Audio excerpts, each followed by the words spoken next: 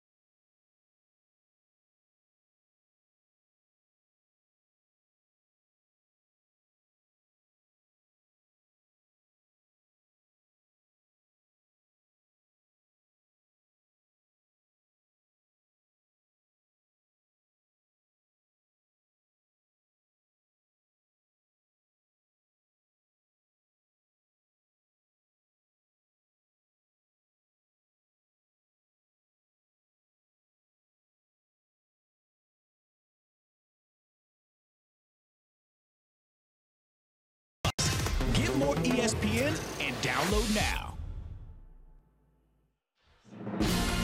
Sunday Night Baseball on ESPN is presented by Taco Bell. Experience the power of the dollar with the new $1 triple melt burrito. And in part by T-Mobile, America's most loved wireless company. Join the Un-carrier today. Albert Pujols continuing his march toward 3,000 hits. And if he goes 3 for his first 3, 2 for his first 2 we'll take. We'll have something to talk about tonight. Welcome back to Anaheim. Yankees and Angels wrapping up this widely attended weekend series as we get you right to the Taco Bell starting lineups for the visiting New York Yankees. Yeah, and they've been on fire with 8 wins in a row, outscoring their opponents 62 runs to 17, led by Gary Sanchez, who had a walk-off last week against Minnesota Twins, and their second cleanup hitter, Miguel Andujar. They've been 10-2 since him started in the lineup. He leads the world with 12 doubles, and it's just been an outstanding injection of energy for this lineup. Well, as each of the first 2 Angel starters have seen in this series, the Yankee lineup can be a handful. They jumped on Garrett Richards yesterday and scored 5 in the first, 5 in the second. So for Tyler Skaggs, who has given the Angels one of their 2 starts all year of at least 7 innings, his job is easy. Keep him quiet, try to last late into the night. Skaggs coming off a good one Monday in Houston, 7 shutout innings against a very good hitting Astros lineup. Allowed just 4 base hits that game and won by a 2-0 shutout score. So Skaggs ready to go to work, and he's got the shadows working on his behalf, at least early in this one tonight here on the West Coast, as we are ready to settle in for baseball. And if you're a fan of superlatives, this is the matchup for you. We have one of the fastest players in baseball digging in at the plate, Brett Gardner, and he is flanked by one of the biggest waiting on deck, Aaron Judge, and we're underway tonight. It's more than just fastest and biggest. We've got the consensus choice for best with Mike Trout in this matchup. A quick 1-1 count to Brett Gardner. We've got the guy who many people feel is the most interesting in uniform tonight. We may or may not be seeing Shohei Ohtani in a pinch hitting capacity. And we got a guy going to Cooperstown 5 years after he shuts it down in Albert Pujols. This is that game, Matt, when we get that Sunday Night Baseball schedule back in January. You highlight right off the bat. I mean, just because of the stars, the ability to dive into some stuff, but just knowing, especially now that the season's getting going, both these teams should be in the postseason. So to see him this early is good. 3 balls and a strike, the early count to Brett Gardner.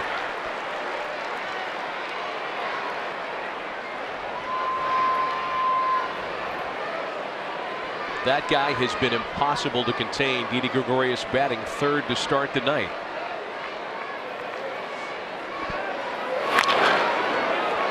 And a full count to Gardner, 3 balls and 2 strikes.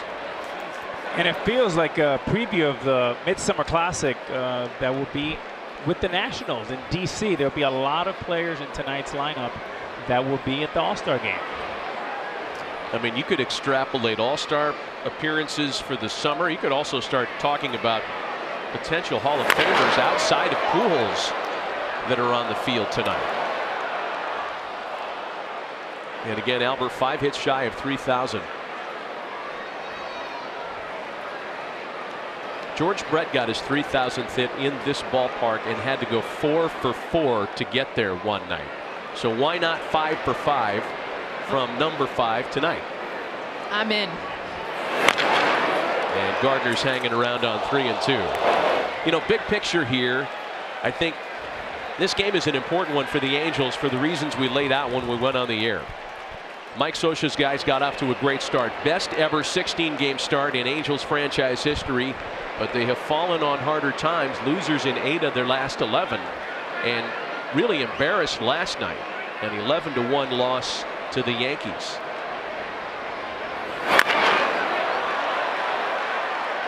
I think one of the biggest keys for the Angels is someone that doesn't get talked about a lot. You mentioned Pujols, you mentioned Trout. Shohei Ohtani getting a ton of attention, but Andrelton Simmons, and nothing against Zach COZART taking over at shortstop, but since Simmons went down, and we'll see him DH tonight and still be in the lineup, but he is, to me, the best defensive shortstop that you will see in the game. Here's the next foul pitch home, and Gardner puts this one in play. Pujols bare hand swipes the tag, and they're saying that Gardner went out of the baseline, out of the base path, and he's called out by the first base umpire, Todd Tichenor.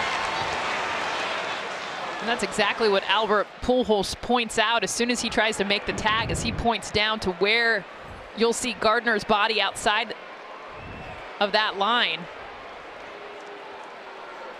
And this is not reviewable because the first base umpire said he's outside of the line. So the tag is irrelevant.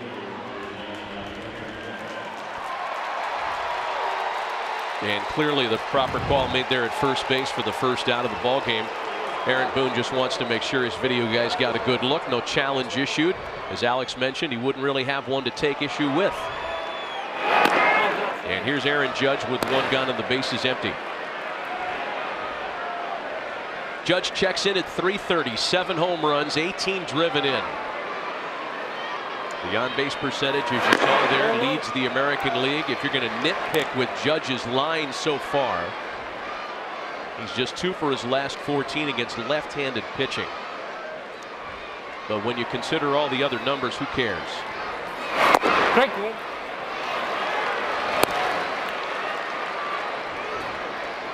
A lot of pinstripes in the crowd here today and yesterday and Friday.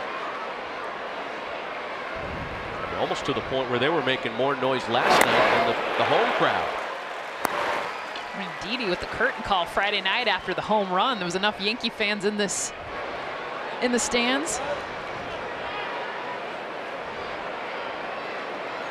2 balls and 2 strikes to count to Aaron Judge. Well, for New Yorkers, this is one of those weekends where, and Jess, you mentioned how we had this game circled on our schedules, but the Mets just wrapped up a series in San Diego. So if you were planning a baseball trip from the East Coast, this would be the weekend to do it. See the Mets in the afternoon.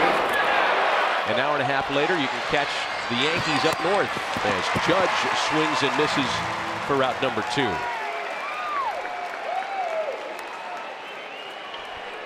And that's the best pitch you're going to see from Tyler Skaggs, is that curveball. 77, that's his best pitch. He threw a good one there to Judge to get him out.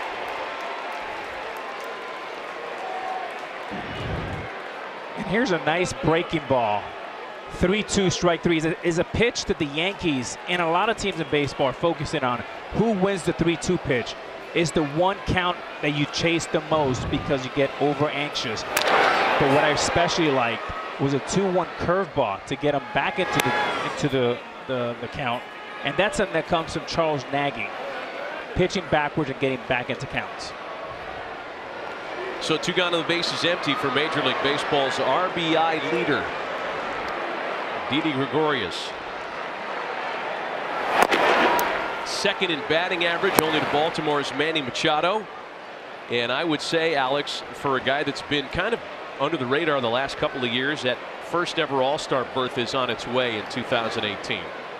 Yes, indeed. And to think that you have 51 players, 51 All-Star appearances in today's rosters combined. Maybe the hottest and best player so far this year has been Didi. He's never been to one. Well, let me tell you, he is on his way to Washington, D.C. Well, it's a tough competition in the American League when you look at shortstops. There's some dang good shortstops out there in the league. Carlos Correa for the Astros. You got Francisco Lindor, the Indians. And that's part of why is Didi had a great year last year. It's a great top of the first for Tyler Skaggs tonight. Gets through the order in order with a couple of strikeouts just underway in Anaheim. The Angels coming to bat.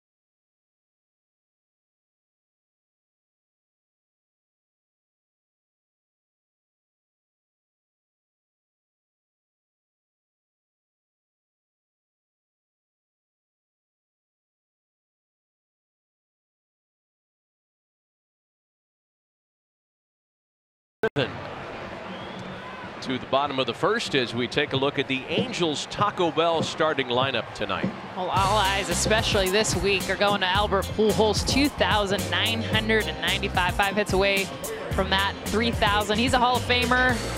Alex, you said in the open, probably top 3 in the conversation for top right-handed hitters in the game.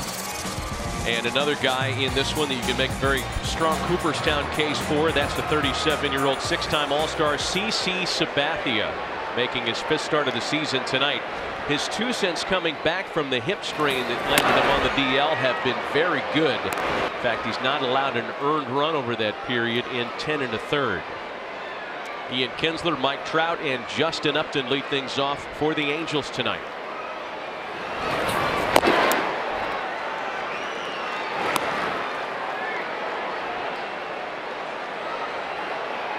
The guy on deck, Mike Trout, has homered 4 times in his last 8 games and has been on CC's radar for a few nights now to get ready for this matchup. It's a high pop into shallow center. Hicks has to kick it into another gear to get there for the first out.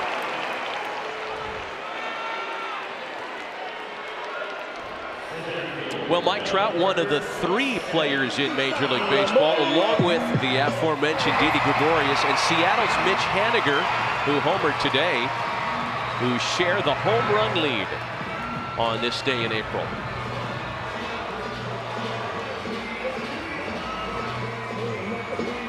Angels have only had 1 player win a home run crown in their franchise history. That was Reggie Jackson in 1982, who tied with Roy Thomas for the Major League lead.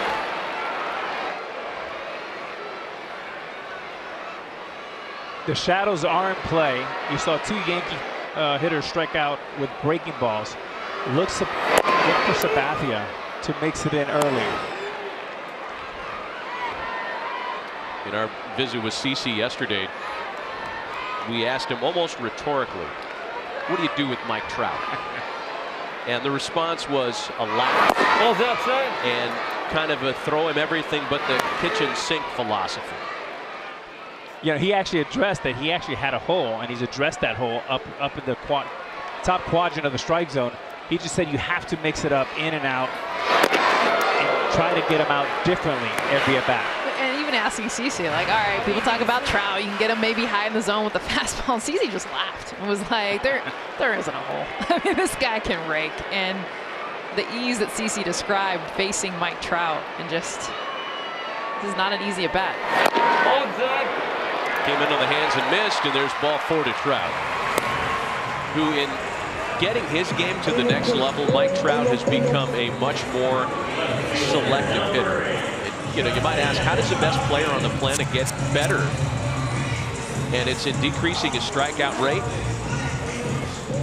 and getting on base more via the base on balls. I mean, beyond that, I don't know how a guy could get any better than Trout already is. I think understanding what you can hit, that it's not just every strike. And for Mike Trout, knowing the strikes that he hits well and laying off the ones that he knows he won't. So man on now for Justin Upton. You know, man, when it comes to makeup and Trout, I mean, he is synonymous with the golden boy as far as everything that you want to do, and he's still hungry. Every spring, he comes with wanting to improve something. 1 year was cutting strikeouts. The next year was stealing more bases. Last year he came in, he wanted to lay off the fastball up. And this year he came into spring training saying, I want to be a better defender. I want to improve my first step.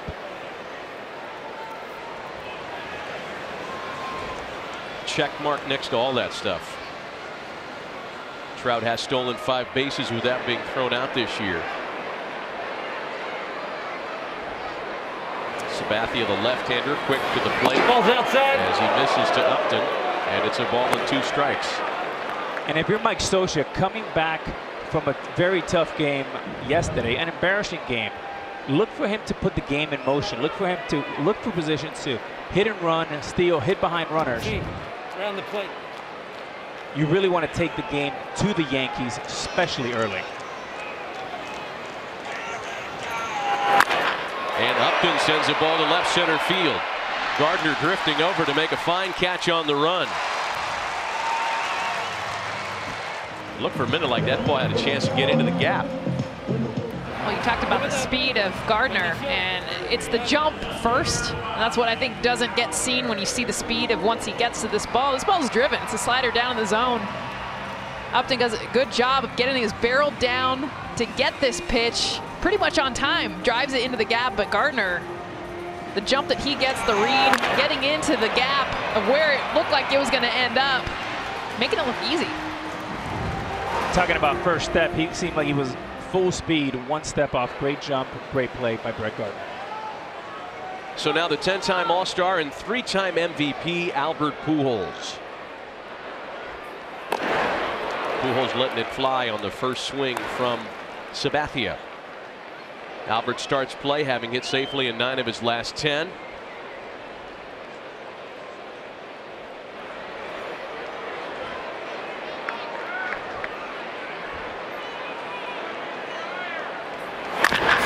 Comebacker. A rare chance to field his position. CC doesn't get a lot of comebackers for whatever reason. We'll talk about that as we continue. And that ball had some hair on it. Yikes.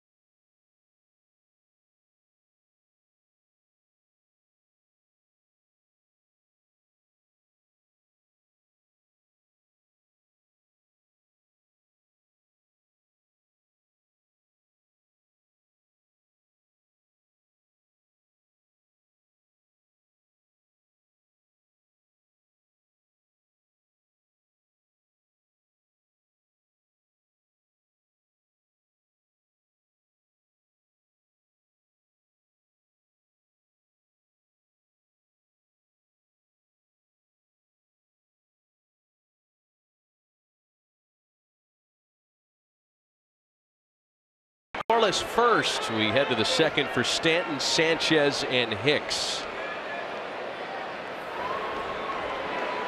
The reigning National League MVP, perhaps showing signs of snapping out of his early season funk. He takes a strike.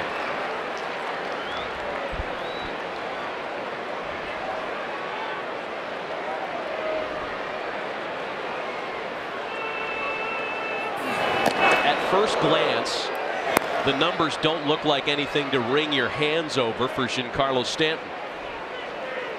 He is heating up. 11 hits in his last 38 at-bats. It's the strikeouts that have drawn a lot of criticism from Yankee fans that want an immediate dividend to the big contract that the Yankees ended up acquiring when they brought him in from South Florida. 2-2.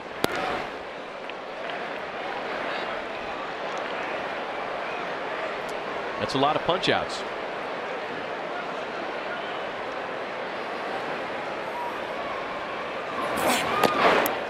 He's looked a lot more hitterish as of lately, hitting the ball better to right center field, tracking the ball better, and he's an unconventional conventional hitter. So when it goes bad, it can look clunky, as Aaron Boone told us this afternoon. But as of late, much better production for the Yankees. And he waits out a walk. And speaking of guys heating up, let's take a look at who's flipping the switch, brought to you by Boost Mobile. Gary Sanchez had a big week. A 2-home run game against the Twins. And then in the series finale, capped an improbable comeback after the Yankees have been quiet all day. A 3-run home run against Fernando Rodney. His first career walk-off. Brett Gardner got the wrong guy with the Gatorade, but nobody complained.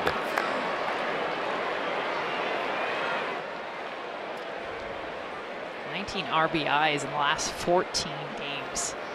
And you got to get guys on, obviously, to get that going. But Gary Sanchez in a prime spot in this lineup. A lot of really good dudes ahead of him. And you know, he's a very smart hitter. Does not get enough credit for it. A little bit like Manny Ramirez, a lot smarter than what you think up at the batter's box. I asked him about the walk-off home run. He said, they've been pounding me in for 3.5 games. I finally looked in, got a pitch to hit, a good one, and it was a home run to left field, walk-off. Yeah, we should mention in your role, full transparency here, in your role as a special advisor to the Yankees, you seem to have Gary Sanchez's ear, among others, but the two of you I know have formed a nice bond. Yeah, I mean, Gary's just a tremendous kid from the Dominican Republic and just got tremendous talent and upside, and has really matured nicely over the last several years. I know I had a lunch with him last year, and in the middle of the lunch, he asked me, do you mind if I take out a piece of paper? And he actually started taking out notes. And it was a one-way conversation, a lot tougher than he expected. But I know for me, personally, I had people give me those type of talks, and he reacted in a beautiful way. 2 balls and a strike to him with a man on here, 2-2 now. What was it just a social get-together? The two, you decided, let's go get a sandwich? It wasn't a social get-together. It was the tough part. You know, we talked a lot about routine. We talked about diet, nutrition, training, working out. When you're at home, getting out to the ballpark early, Monday, Wednesday, and Friday, work on your defense, and really take time to bond with those 11 or 12 pitchers. It is important they know that you have their back. And about 3 weeks later, he was on fire. He calls me back. He goes, we never talked about offense, but I'm seeing the ball like a watermelon. Well, this was more like a lima bean. It just disappeared on him. And that's 3 strikeouts early for Tyler Skaggs. All 3 strikeouts on secondary pitches, 2 curveballs and a changeup. And again, look for both pitchers to work secondary stuff early in the game, slow them down, and then speed them up with the fastball later on. Which is so reverse from what the game is used to. Here's Aaron Hicks now, the switch hitter in from the right side. 2 for his last 18. Tyler Skaggs has already matched his strikeout total from 7 shutout innings in his last start on Monday.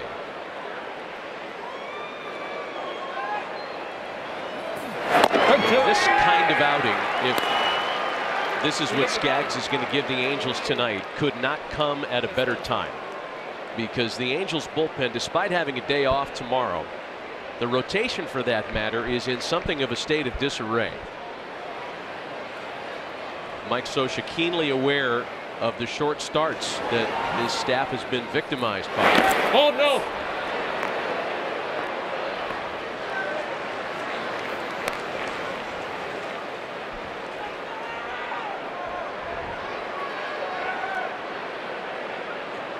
Gave up only 4 hits on Monday, and as we mentioned, that's one of only 2 starts by an Angel to go at least 7 innings. Well, and who he did it against, you mentioned it, Matt. Astros, the defending champs. That lineup, those guys, only 4 hits. That showed the stuff that Skaggs had earlier this week. So their rotation, and this is really an alarming number. There it is.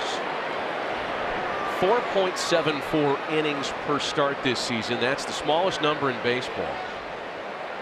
The futility record in that category is held by the 2012 Rockies. whose starters were limited to 4.72 innings per start. That's the pace that the Angels staff is on. Nobody thinks that's going to continue. At least the hope is that it doesn't. Matt Shoemaker will be back at some point. And Charlie Nagy and Mike Scioscia will get their staff stretched out at least beyond 5 per start.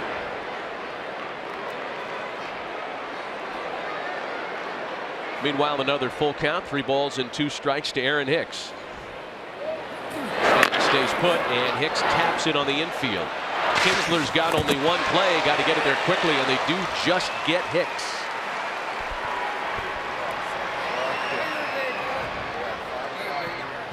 Some terrific games coming up this week on ESPN. Tomorrow night, the Rockies and Cubs at 7 Eastern. Wednesday, the Yankees and Astros. Next Sunday from Monterrey, Mexico, the Dodgers and Padres. And then Sunday night, Jess, Alex, Buster, and I will be in St. Louis for the Cubs and Cardinals. And Buster only not here with us today, attending to some family business. He left us all his notes, however, and we're about to claim them as our own. There's Neil Walker now. And the dilemma for Mike Scioscia and pitching coach Charles Nagy, when your starters are only giving you 13 or 14 outs, it puts a great deal of pressure on your bullpen. And in a long season, boy, it is hard to sustain that. This is already a bullpen by committee. A lot of guys needed.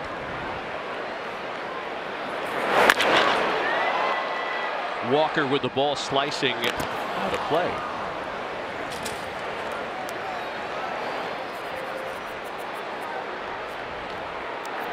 That'll be the last spot tonight where there's sunshine. That right field corner.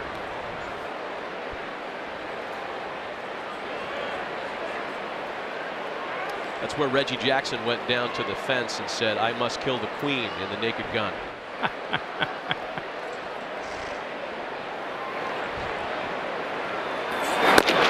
1-2 the count to Walker. A lot of anemic swings here early on. Some of it due because of good pitching. Some of it due because, again, very tough to see the ball. And we've seen some pretty ugly strikeouts so far.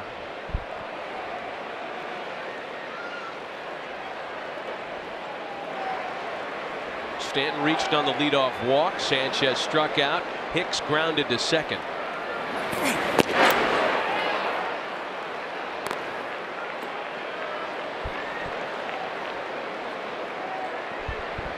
It's a big week for Neil Walker. Given Brandon Drury on the mend. Miguel Andujar, who waits on deck, doing absolutely nothing to indicate he's ever going back down to AAA again. And with Tyler Austin coming off of his suspension next week, these are crucial at-bats for Neil Walker to kind of seal his spot. Well, and he's gotten a hold of a couple. I mean, even just this weekend alone, I mean, he was robbed by Cole Calhoun in right field. He had a shot that he hit to left field that Upton made a great grab on.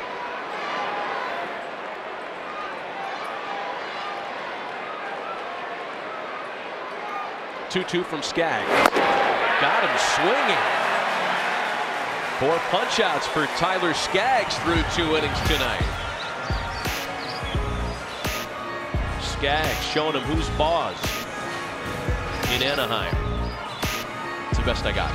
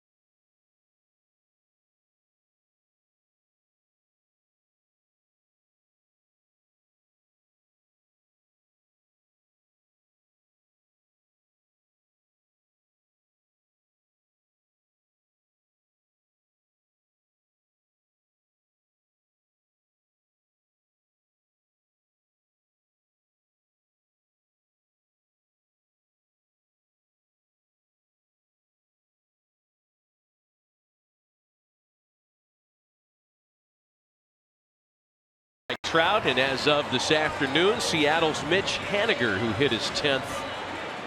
And you can see the trailers on down. Manny Machado starting to heat up with 9. Among those, 1 off the leading pace. Scoreless bottom of the second. Andrelton Simmons, Zach COZART, and Jeffrey Marte against CC Sabathia. There's a high drive out to right center. 1 pitch and 1 out for CC in the second. CC's got some very fond memories of this ballpark.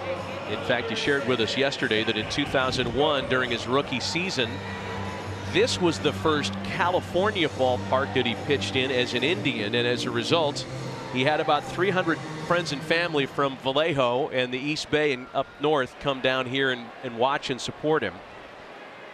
And his conquests in this place have gotten even bigger, all the way to a playoff series, Alex, that you remember fondly. Yeah, and you know, CC has a great family. Mom's always at all the games. Big game here in Game 4 where he dominated and, of course, led us to the World Series, and he was, against the Angels, the MVP of the ALCS. It's just cool to talk memories with him. And Alex, you've talked about the great teammate that he is and has been, and Aaron Boone, someone who has talked a lot about CC. Ground ball to third for Andujar.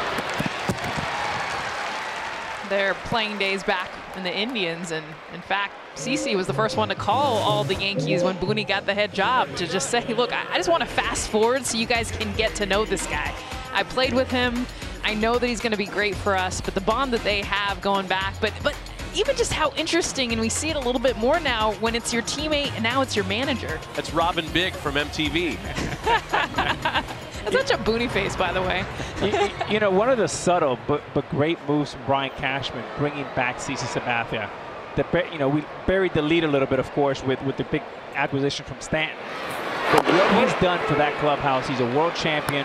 He has the pedigree. He's the bridge between old school and new school.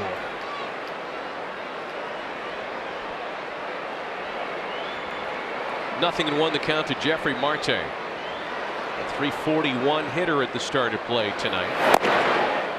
Tried to crowd him and missed up and away 1-1. And that's the pitch right there. He's come up with a cutter, which he started throwing a couple of years ago. He told us about the influence of Andy Pettitte and how big he's been in his career. But that pitch has revitalized CC Sabathia's career. And that's the pitch that allowed Jamie Moyer, not the changeup, to pitch until the age of 49. Let that sit. What is it about the cutter? I mean, you're a right-handed batter against lefties, especially like a CC type. You know, it obviously gets in on you, but what is it? It doesn't break a whole lot, but enough. You know, that's the great question. I mean, it neutralizes right-handed hitters. Why not? And I will tell you when we come back. On cue, right-handed hitter neutralized. 2 scoreless innings in Anaheim.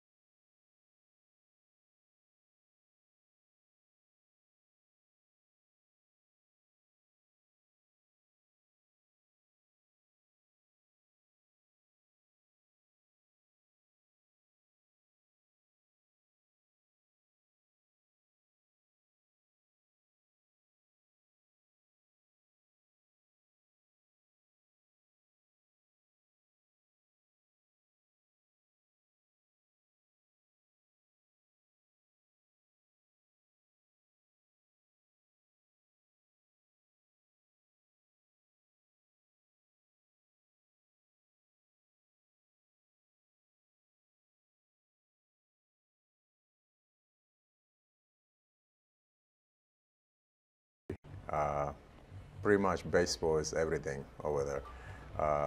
But for me, I wanted to make sure that I do something in the future. So I try to focus on on education and baseball.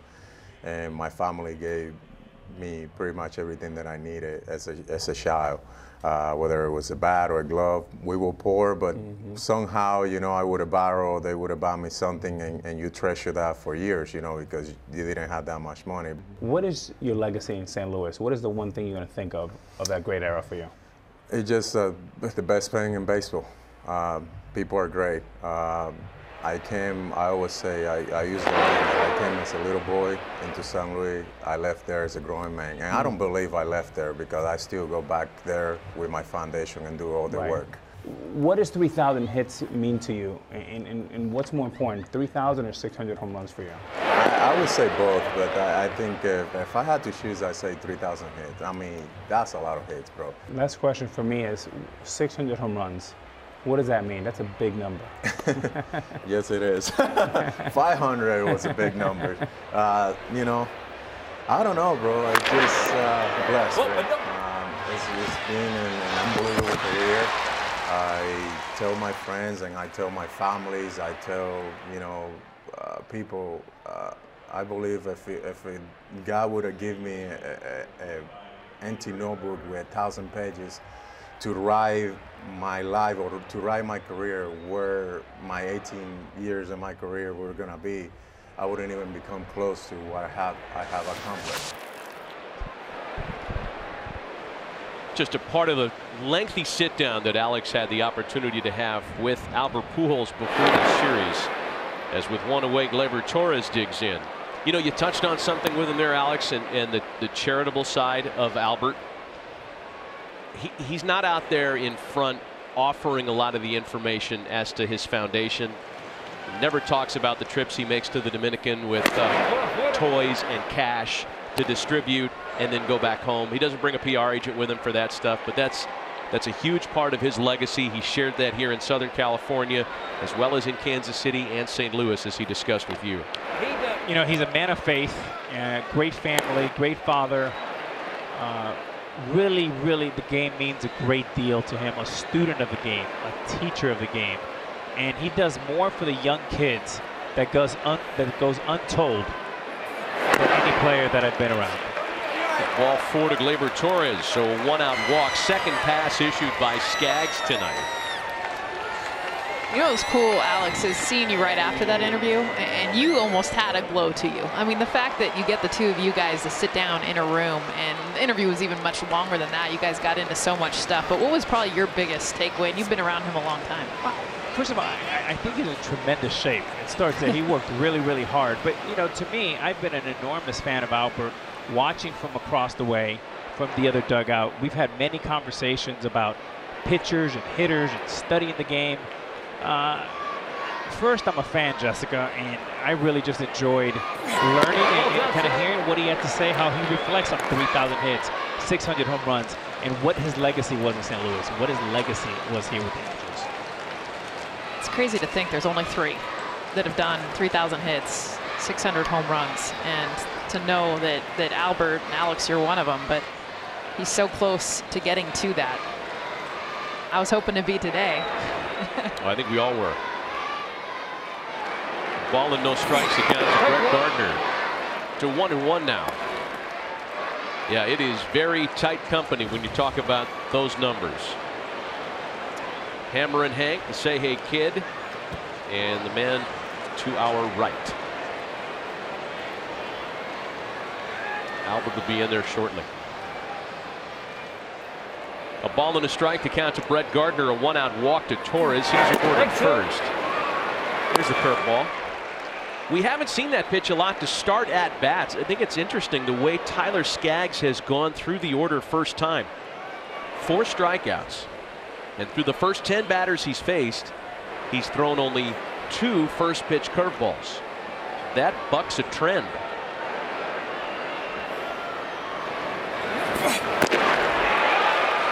And a wave and a miss by Gardner. And that's the influence of Charles Nagy. Breaking balls, slow you down, and there's a fastball right there. 93 miles an hour, right down the middle. late. Strike 3.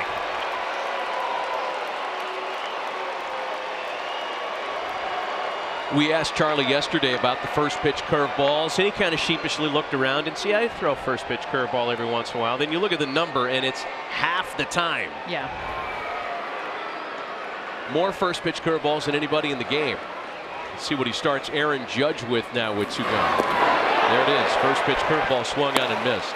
Well, and you can see Judge there expecting it a little bit, but this is why Skaggs, because you don't swing at a first pitch curveball unless you're waiting for it. And you see Judge doing a good job of waiting for it, but that gives you the depth of why this is the best pitch that Skaggs throws and why he throws it early, he throws it often, and he tries to not be super predictable, and even when he is, it works.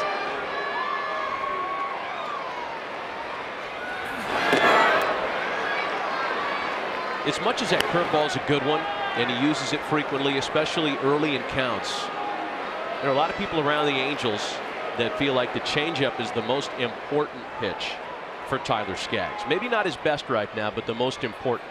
Well, they're different. The curveball is going to get you back in counts. And again, that's an influence from Charles Nagy. That's exactly how he pitched with the Cleveland Indians. 1-0, 2-1. Look for him to go backdoor with breaking balls to get back into counts. And then he can put you away with the changeup.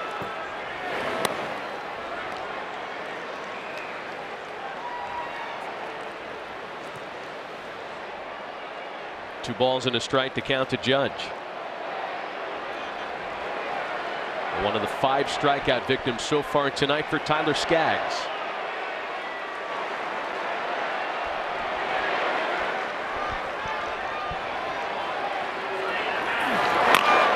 Another breaking ball fouled away. And there it is again, Matt. I mean, anytime he gets a 1-0 or 2-1, what you're seeing is he doesn't have enough stuff to just power through. So he's going to come in the back door. That means a curveball. Now it comes 2-2. He's back in the count. He can go up and in, and then 3-2. He can put him away with a changeup. Well, the biggest thing right now is what is his put away pitch, because he does a good job of getting ahead in counts, getting to 2 strikes, but 72% of his hits have come in 2 strike counts. So he gives up a lot when he does get to 2 strikes.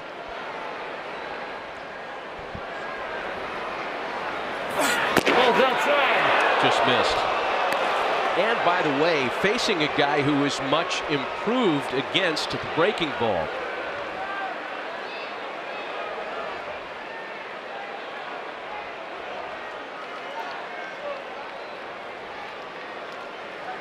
When Aaron Judge went into his post All-Star break swoon, it was the breaking ball that did him in.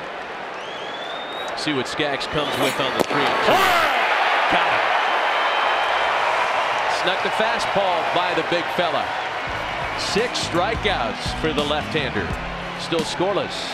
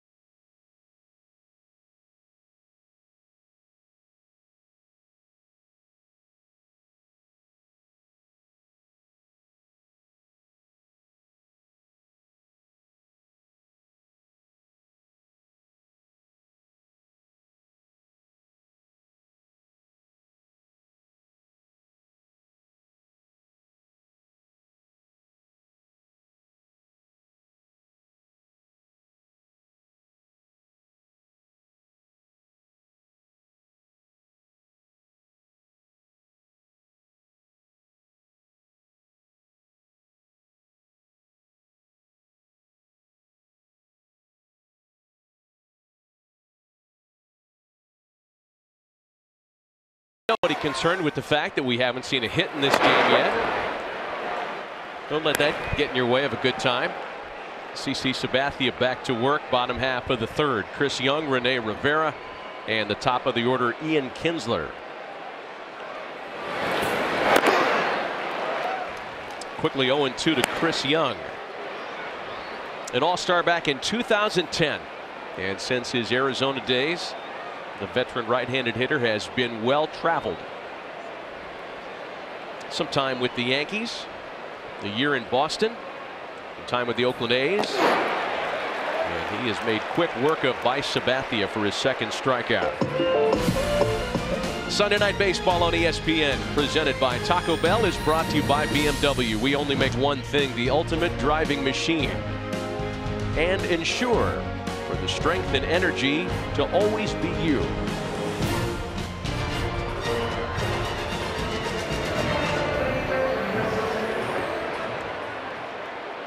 One gun here in the third.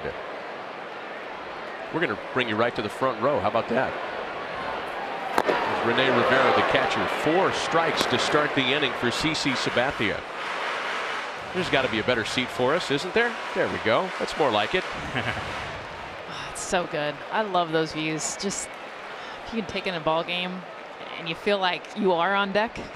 You give me a bat, I get to go up next against CC Sabathia. Security guy was very uncomfortable with the proximity of that camera position. Ball's outside.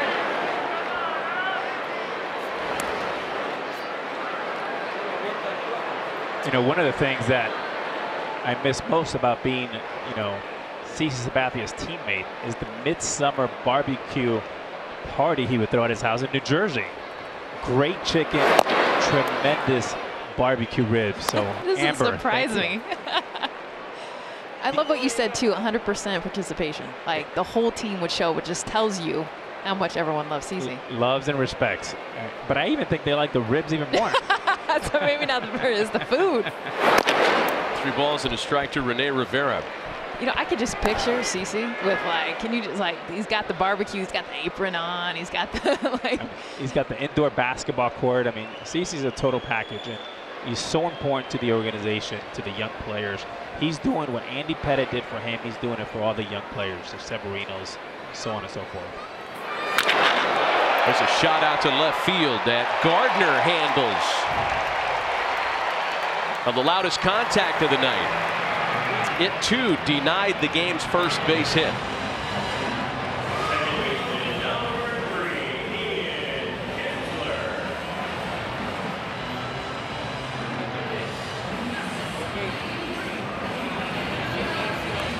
So 2 gone now, back to the top of the Angels order and Ian Kinsler.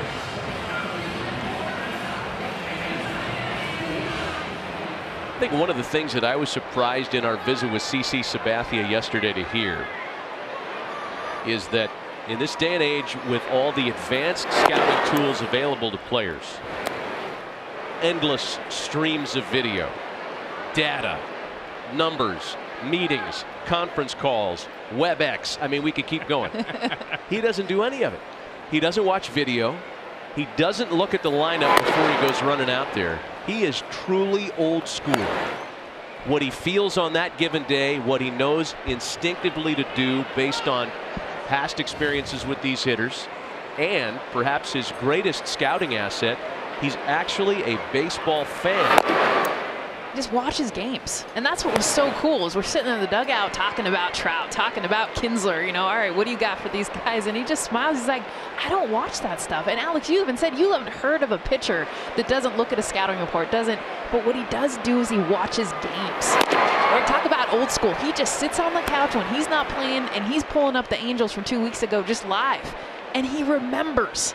Okay, I see what Kinsler did here. So now when I'm on the mound, is what he says, I just remember and feel exactly what I need to throw him. There's a shot into left center field and the game's first base hit. Kinsler taking the corner and heading into second. A 2-out double in the Angels' half of the third.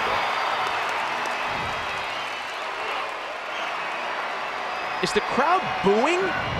Is this Yankee partisan crowd booing? There's a little noise out there. Ian Kinsler here takes a 3-1 fastball, 89 miles an hour, head down, good swing. Nice and tight, gets that foot down nice and early, and gets that bat hit through. You know, another thing that CC does well to finish up on the last conversation is he doesn't watch film. This is true. I never saw him watch any film, but he never shakes off. Here's Mike Trout now. So what does that tell you? Boy, he trusts his catchers. It talks about a lot about who CC Sabathia is. His battery mate, whether it's Romine or whether it's Sanchez, he's going to trust their process, the scout report, the analytics, and he's going to say, yes, here I come, big boy. Shattered bat. Look out for the shrapnel. Gregorius' throw is offline as a result. There is little question in my mind that that shard bat heading his way affected that throw. And Matty, you're exactly right. As a shortstop, when you're seeing this bat coming at you like a helicopter, you have no idea whether it's coming at your forehead, and it's really hard to focus on the ball or your safety. And what it does, it gets you back on your heels, as you see right there. You see that back step right there? That's the exact reason why he got under that throw. As a shortstop, you think that bat's coming right at your head. You get on your flat-footed a little bit, and you lose your rhythm just a little bit, which causes that misthrow. Just the second error of the year charged to Gregorius, and it gives the Angels an opportunity now with runners at first and third for Justin Upton. Upton lined to left in his first try against Sabathia tonight, and CC starts him with a strike.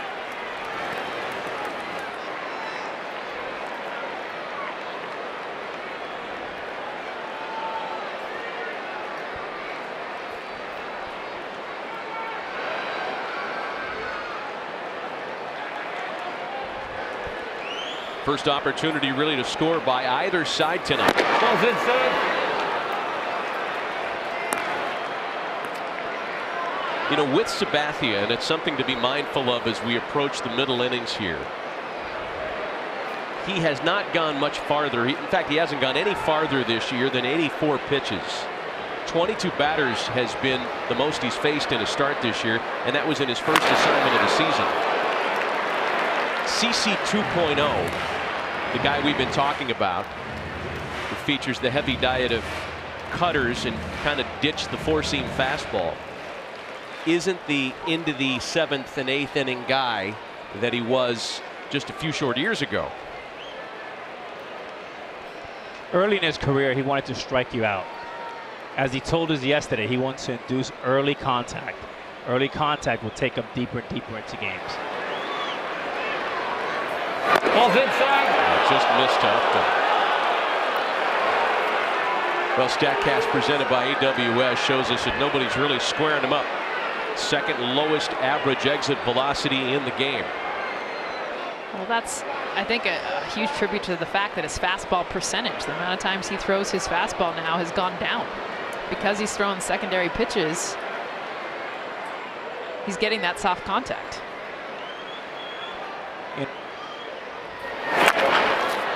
Upton bounces it up the third base line, and Duhar's got it to get CC and the Yankees out of a tight spot. Two left stranded in the home half of the third, still scoreless in Los Angeles.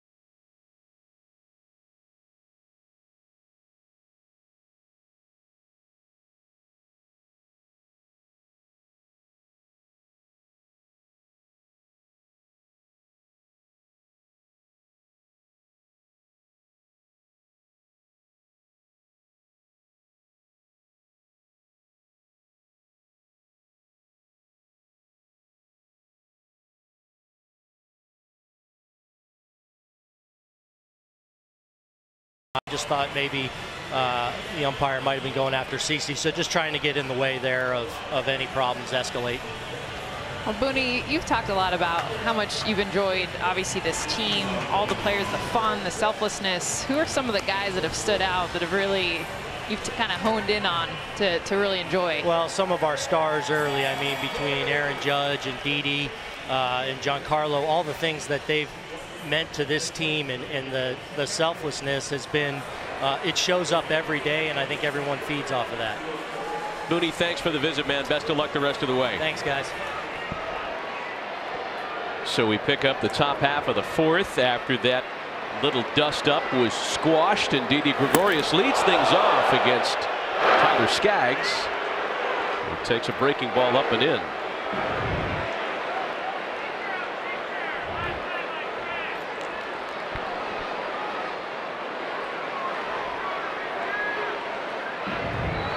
Skaggs goes back to work here against Gregorius, Stanton, and Sanchez.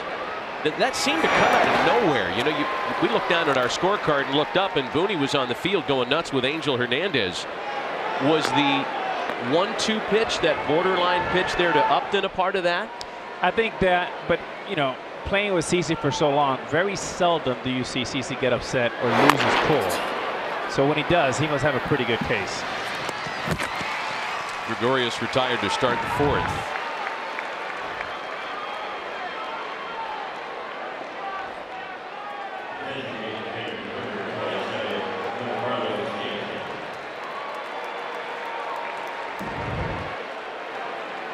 And CC kind of wiping it off, as they say.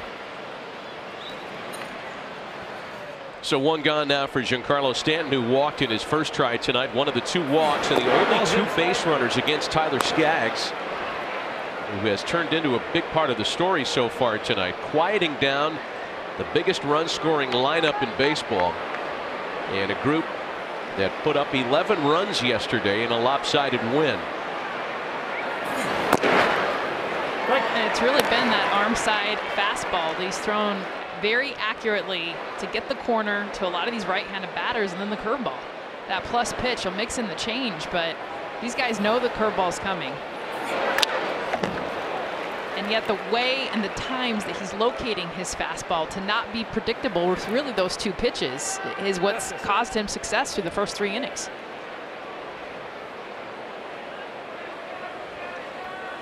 And for Stanton, at first at bat, very good at bat, laid off a very good 3-2 curveball, which is a good sign for him.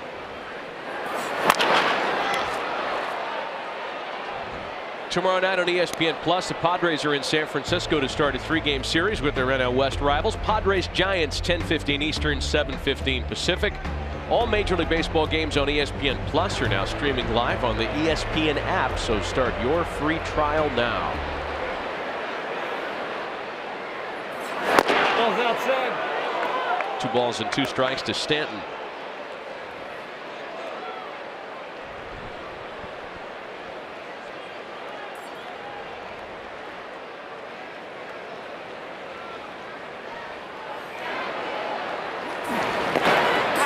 And Skaggs goes to a full count. You can kind of hear his frustration there. It's been a nice plate appearance for Stanton so far to get it to 3-2.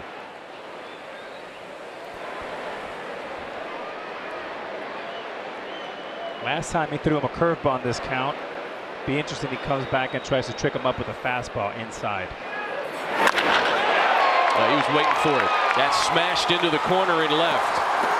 And the big fella's into second with the Yankees' first base hit of the night. And Giancarlo Stanton looking very, very comfortable at the plate. First at bat lays off a 3-2 curveball. This time tries to sneak a fastball in. Stanton's all over it, flat, tight, great balance. And like I said earlier, laying off that 3-2 curveball was a sign of good things to come. Double for Stanton.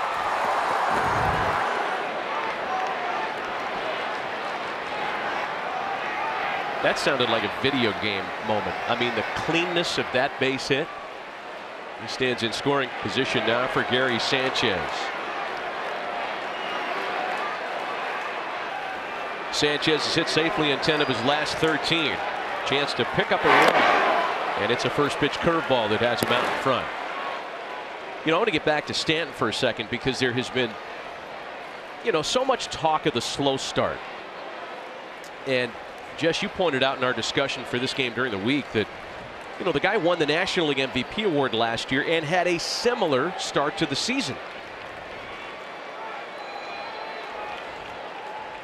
Through 27 games last year, he was hitting .240 with 7 home runs.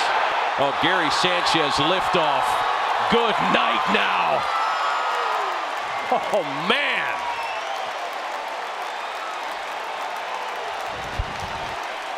And after going 3 1/3 without allowing a hit, double dinger has the Yankees on top 2-0. And the luxury for the New York Yankees to have a lineup to have their best hitter, not hitting third, not hitting fourth, but hitting fifth in Gary Sanchez.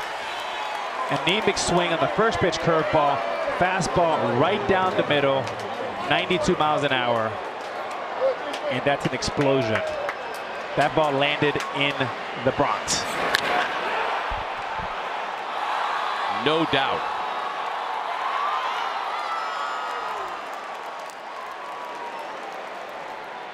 Two 2-0 Yankees. Here's Aaron Hicks now. Number 7 for Gary Sanchez. Yeah, he's heating up. Reggie! 0-2 the count to Hicks now. It all kind of circles back to the previous discussion of Stanton. What Gary Sanchez has done in the last 2 weeks is more than the productivity Stanton's had all year. But there's more coming because Stanton's starting to heat up too. And there's a called strike 3 to Hicks. His team's won 8 in a row, and they don't even have everybody going yet. Imagine how fearsome this lineup's going to be when Stanton starts to hit. We saw a little bit of it last night. I mean, that the Angels gave them a little bit of window, some walks and error, and then the offense just lit up, and it was boom, boom, boom, boom. And you're right, there's still guys like a Greg Bird, like a Brandon Drury that are still, whether it's injury, returning to this lineup to create even more competition and push and drive to get these bats going. And if they're not, they're not going to be in the lineup.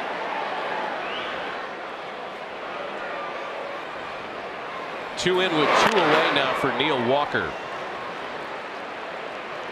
Either you have a guess on the distance of that Sanchez blast? My guess would be about 425. Short. Short. Well short. Whoa. I say I got to cheat here. 443. Pretty good. 447. Oh. Wow. That's just a blast. And he hit it high too. That's the thing. Wasn't a line drive, otherwise it would have been like 470. And next time you go to lunch with him, Alex, he pays. Ball and 2 strikes to count to Neil Walker. The next lunch we go to, I'm going to be taking notes. I mean,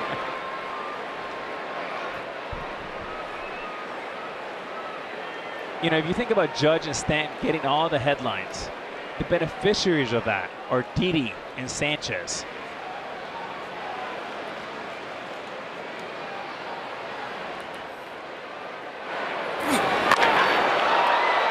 Walker with the drive out to left. This one doesn't have quite the distance, and Upton puts it away to finish off the side. Yankees strike first. Gary Sanchez has heated up. His 2-run blast makes it 2-0 New York.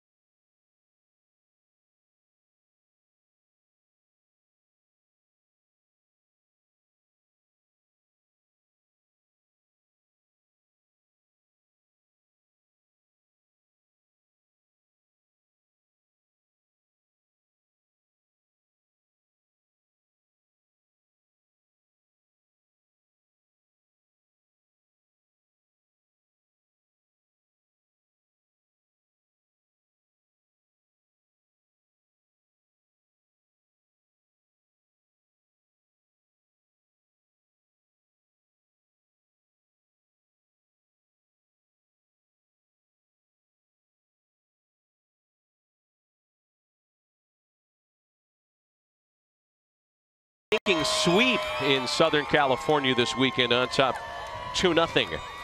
And the Albert Pujols party continues. Grounded back to Sabathia in his first try tonight.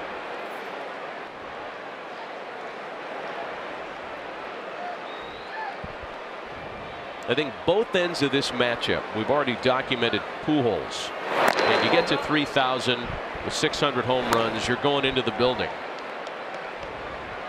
It's hardly a hot take to say that Albert Pujols is going to be in Cooperstown someday. For CC Sabathia, I think the conversation is just as valid. Third on the all-time strikeout list among left-handers. He passed Jim Bunning in his last start for number 17 all-time. First, of course, among active pitchers. 3-1. When CeCe's been a winner, everywhere he's gone to the postseason. He's pitched well. In 2009, he led the Yankees to the World Championship, MVP in the ALCS. Smashed a shortstop. Gregorius had him positioned perfectly for the first out. And if the 300 wins is the barometer, you're not going to have a lot of pitchers going into Cooperstown. So for me, CC Sabathia is a no doubt Hall of Famer and a Hall of Fame person. Well, when he gets to 240, and he's sitting on 237 wins now, when he gets to 240 with the number of strikeouts he has, over 2,800, there's only two other pitchers with those numbers that aren't in the Hall of Fame. Mike Mussina's one of them, and he's trending closer every year. And Roger Clemens is the other. One gone now for Andrelton Simmons. And think about how this season could turn out for the Yankees and how much CC can add to his postseason resume and being a huge part of this starting rotation. 238 wins for Sabathia. Gypped him one. A strike to make it 0-2 on Andrelton Simmons.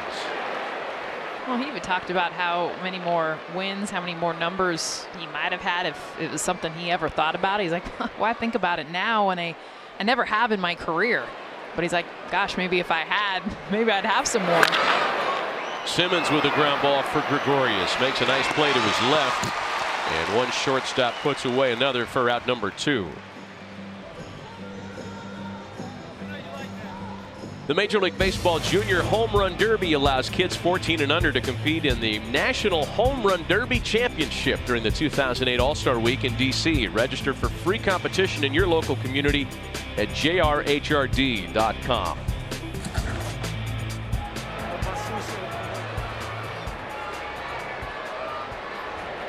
Two gone, bases empty now for ZACK COZART. And there's a base hit to left. Second hit of the night for the Angels. This is something that we did not prepare for, and I'm just asking you guys this cold. Does anybody know if COZART brought the donkey with him from Cincinnati? I was ready for this. I'm totally serious. I don't know. Okay. Last year, when ZACK COZART was named to the All-Star team for the first time, his then teammate Joey Votto decided to congratulate him by buying him a donkey. Like a real donkey. Real donkey. Real live. Okay. Mini pony. Yeah. That's generous. Mini pony. Yeah. I mean, what do you give the man who has everything? So where's the donkey? It's a great question. I don't know if it's held up in a zoo in Cincinnati. Is it in his backyard? Maybe donated to Knott's Berry Farm right next door. I'm not sure. It presents a problem, though. What do you give the guy who has everything? And many of us have travel guilt when we leave home and we have a dog. You know? I don't know. A rally donkey. Okay. Rally donkey. Now I want to know, where's the donkey? It's a ball and a strike on Jeffrey Marte. I know what Matt's getting for his birthday, though. Don't get any ideas.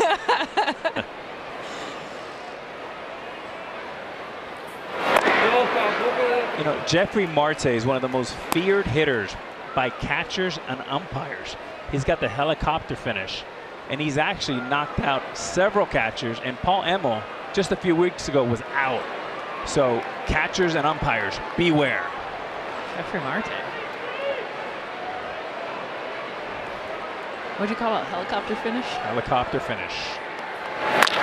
There it is. Yeah, you see that backswing. And Andujar goes the short way. Nothing despite the 2-out single. We played 4 complete in Anaheim. The Yankees lead it 2-0.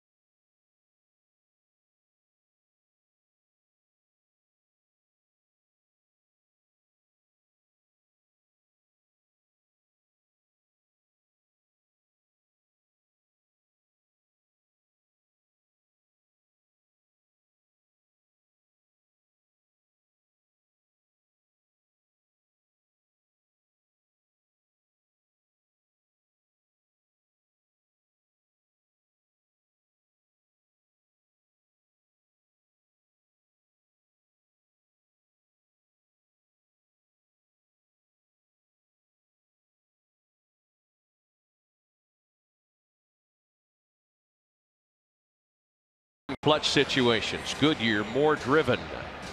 Moments ago, we were joined by Angels manager Mike Scioscia. Hey, Mike, Alex here. Your pitch is looking good. He's throwing both sides of the plate. Nice curve on a changeup. What do you see so far? No, Alex, you're right. He's pitching a good game. A couple mistakes. You know, the guys that can drive the ball, and you can see what can happen. So I think Tyler's got it going. Hopefully, he's going to give us a little more length and give us a chance to win this game. A lot of length in your lineup. You've had a couple hits against CC tonight. What do you need to do to get some runs on the board? Well, you know, I think see what CC's doing is no surprise. He's going to work both sides. He's going to change speeds. He's you know, pitching off his fastball, but he's changing speeds well, throwing a lot of off stuff on hitting counts. So hopefully we'll make some adjustments next time around the order. Mike, thanks for your time. Okay. Tyler Skaggs back to work in the 5th. They'll get Miguel Andujar, then Gleyber Torres and Brett Gardner for the Yankees on top 2-0 on the Gary Sanchez home run back in the 4th.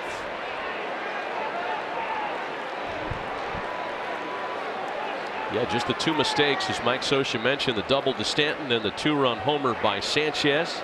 He has struck out 7, however. And a fly ball out to right center.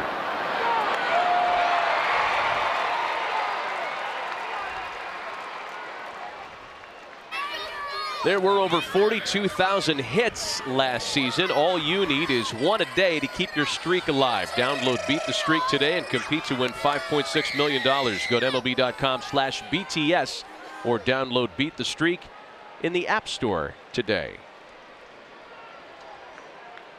Yes, 42,000 hits last year. But this month, as the guys on Baseball Tonight discussed before we came on the air, there have been more strikeouts than hits, and the month of April is going to end that way, and it'll be the first month in Major League history with more futility swings than swings that resulted in hits. I think it's fair to call it an epidemic. You know, to think that Albert Pujols had 49 home runs in 2006 and 50 strikeouts is DiMaggio-like. Is a lost art.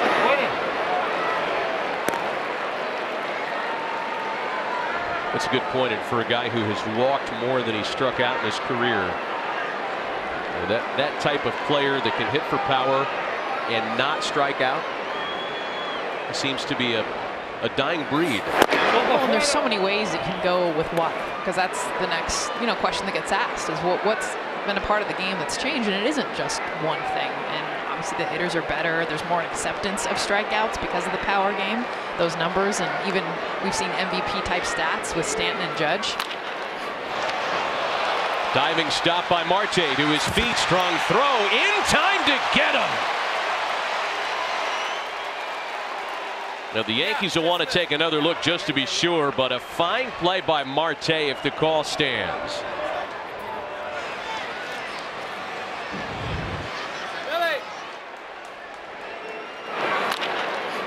They're going to take a look at this, but very nice play.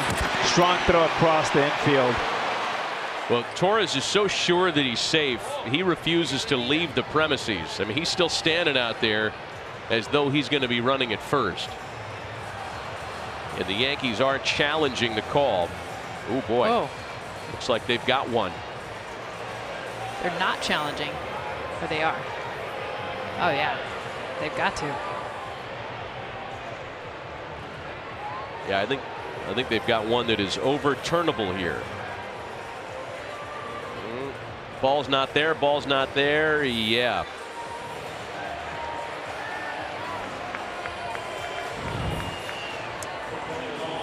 Call's reversed. And Torres is safe. Score that as an infield single for Gleyber Torres.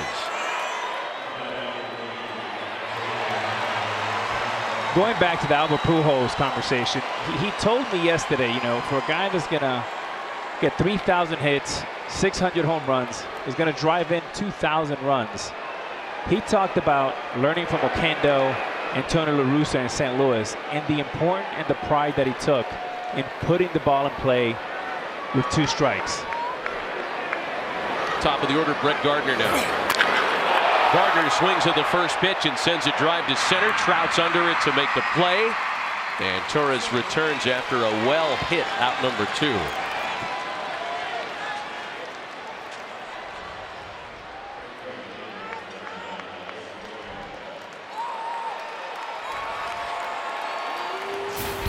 So with 2 gone and a runner aboard, that'll bring up the reigning Rookie of the Year in the American League, Aaron Judge. Well aware of his exploits from last year. 63 career home runs in only 204 career games. The fewest needed to reach that mark in baseball history. And Judge is a guy who will swing and miss. A lot. He did a lot last year. That's something that obviously is a huge goal for him this season. But when we see those strikeout numbers escalate and go higher and higher, it's also with a lot of players that still have success with batting average, slugging percentage. But I wouldn't be surprised if those numbers, the strikeout numbers for Judge, go down, way down, because the type of hitter he isn't just a swing and miss. Yeah. He is a contact hitter. And he's working on it. Take a look. The chase rate has come down. The strikeout has come down, if not incrementally.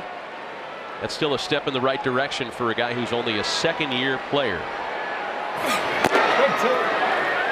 Well, Tyler Skaggs tonight, though, he's gotten him striking out twice. First on the curveball swinging in the first inning, and the third inning on a fastball away. Very similar to that one that you just saw. Looking. So the approach that Skaggs has had against Judge, even though Judge was very much ready for that curveball his second at bat.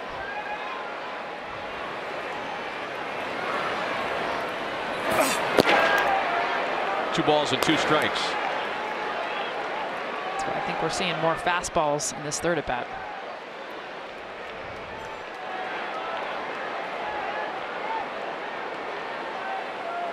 Skaggs started the night by striking out 6 of the first 11 batters that he faced, only 1 since. 2 balls and 2 strikes to Aaron Judge.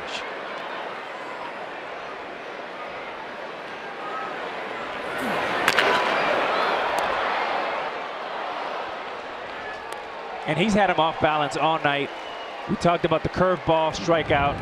in the 3-2 fastball away, and he's had him off balance all day. Good job of staying alive here by Aaron Judge and spoiling a tough pitch. But look how late he is. I mean, this is 91-92, and the reason is, to your point, is has to be ready for the curveball too. So he has to be able to let that ball travel deep.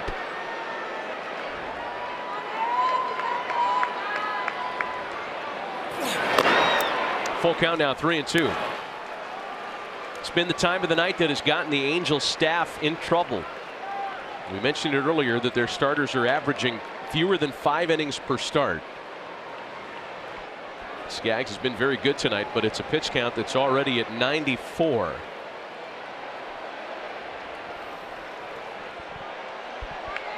Full counts, no stranger for Aaron Judge. He was faced with more of them than any other hitter in baseball last year, and the curveball puts him away. That has been Skaggs' go-to money. 8 strikeouts for the Angels left-hander tonight. It keeps it a 2-0 Yankee lead.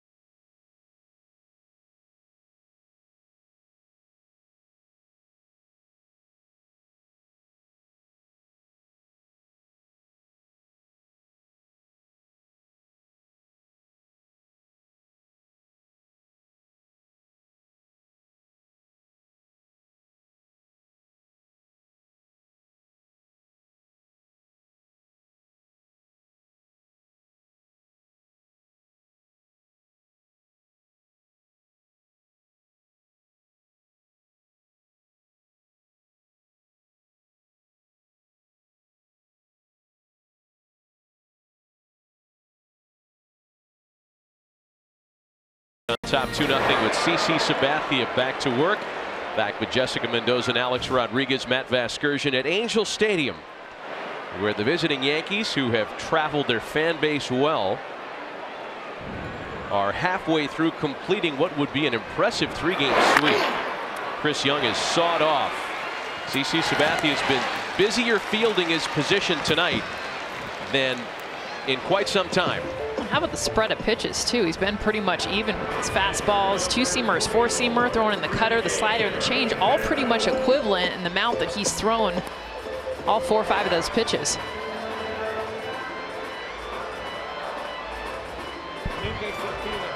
He's been terrific tonight, just 2 hits. Kinsler's doubled in the 3rd, and the single by COZART last inning.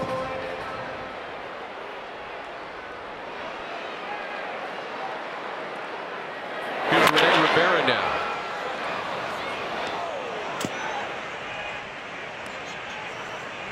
From here, the Yankees go to Houston for a 4-game series with the defending world champs. And between this part of the trip and the next part of the trip, it's the opening of a really difficult stretch of schedule for Aaron Boone. 18 games with the Angels, Astros, Indians, Red Sox, Oakland A's, and Washington Nationals. I think the Yankees might be looking at the toughest 3 weeks of any team in baseball here. And it couldn't come at a better time because they are on fire. They've won 8 in a row. They've outscored the opposition 64 runs to 17. Into the opposite corner. Judge gliding back to make the catch. You know, if this game stays a, say, 2-run game, if it's one swing away, in other words, there is a chance that Shohei Ohtani, though not available to start because of the ankle injury, might grab a bat as a pinch hitter. I was here on Friday night, and he did one of the most impressive things I've seen. 97-mile-an-hour fastball in from Luis Severino. Not even a strike. And he hit a ball to right center about 400 feet. And you don't see this often. He took the breath away from the stadium. Yeah. It was awesome. Oh, it was a beautiful swing, too. And you think about, you know, Ohtani and the excitement and the hype, and honestly, like how it got a little bit toned down because it's spring. He struggled a little bit. There was conversation would even be sent down to the minors first, and then he comes up and has the success immediately on both sides. And if anything, gosh, it's just such an exciting conversation. Pitchers that can hit, for him to be able to not only be good, but be really just effective. Split finger fastball that he throws from the mound out front 100 miles an hour, and then off the bat, like you said, getting to pitches that really has no business getting to. Let's take a look at that Shohei Ohtani home run for Friday night and how it's built for baseball, brought to you by T-Mobile. This is what you're talking about, Alex. 23-degree launch angle, not even that high of a launch angle, but coming in at 97, exiting at 112. The fact that he got to 97 off the plate inside. Short, compact swing is a pretty one. High pop, Dave Kingman style pop, look out. And it's Sanduhar that makes the catch in the on-deck circle. Sabathia gets the Angels in order.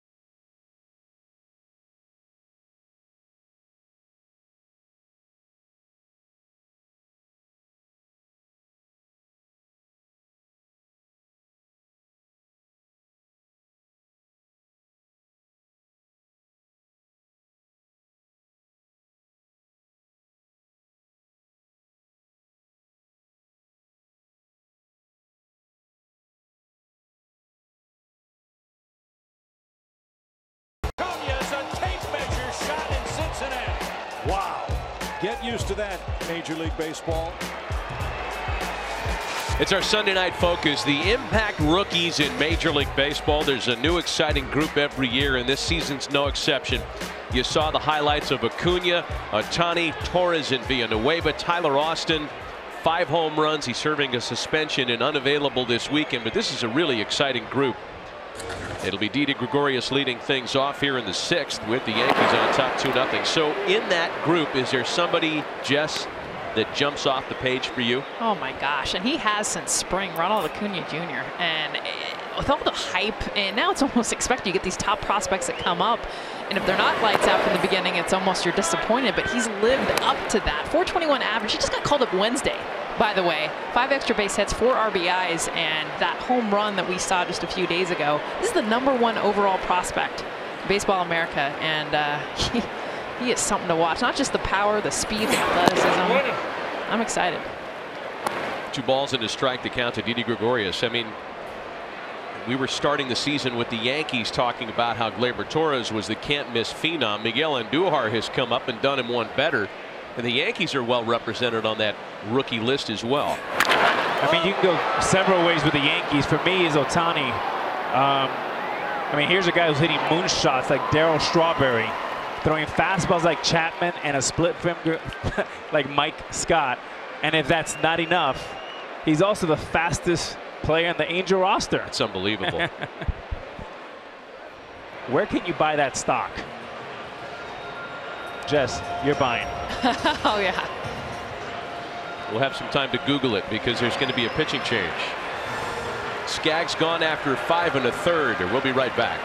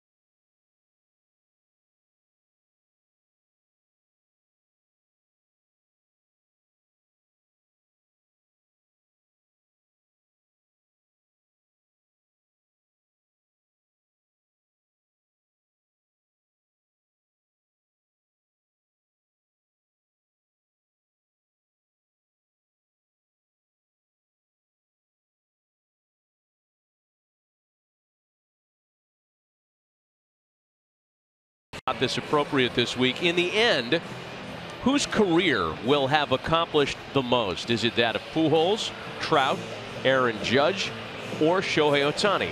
And the results were overwhelming. 68% of respondents said that by the time all of them are at Boca del Vista Phase 2 enjoying retirement in bocce ball, it'll be that guy, Mike Trout, who will have accomplished the most. Hard to argue. It's hard to argue that. You know, I played with a guy by the name of Ken Griffey Jr., and he also was the best player in the world at that age.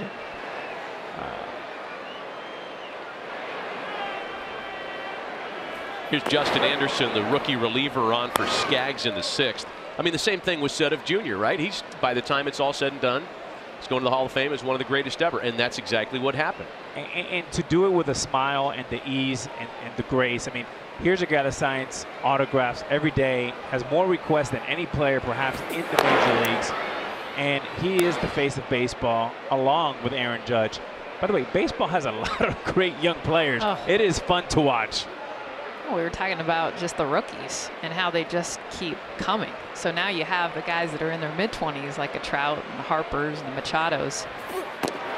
But the younger players, the ones of this year and that, the rookies, it's a talented group of young baseball players, which I feel like is so needed in the game. But then they got the right veterans to help them out.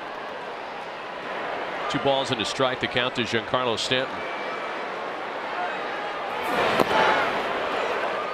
2-2. Justin Anderson is a guy who opened the year in Double-A.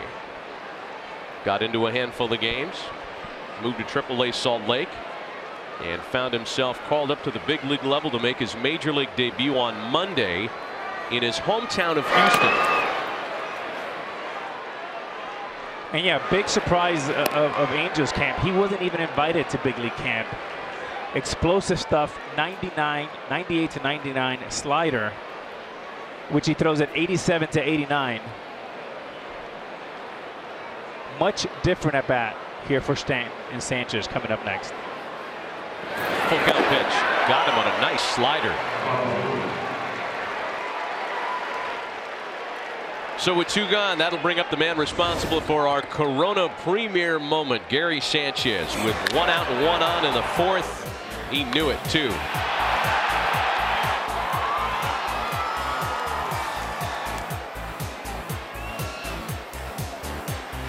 Number 7 on the year for Sanchez.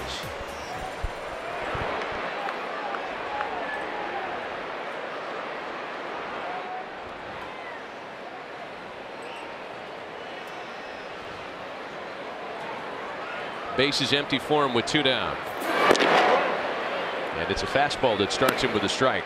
You know, Gary's one of the most relaxed young hitters I've ever been around. And I call him a hybrid between Big Papi and Manny Ramirez. The reason why, like Manny, he's a right-handed hitter who crushes great pitching. That's a hot commodity. And he's clutch. I'm not going to say as clutch as Big Papi because I don't think anybody is in this era. But boy, can he hit in the big moment. Well, this big power hitting triumvirate, right? Sanchez, Judge, Stanton. When the deal was made to bring Stanton over, already people were circling saying these 3 could accomplish some historic things together. The record for home runs by a trio of teammates in the same season is 143. And that legendary 1960s Yankee team featured that group. So far, Judge, Stanton, Sanchez. Oh. As the lads have to be careful of a hot one coming in. They've combined for 19.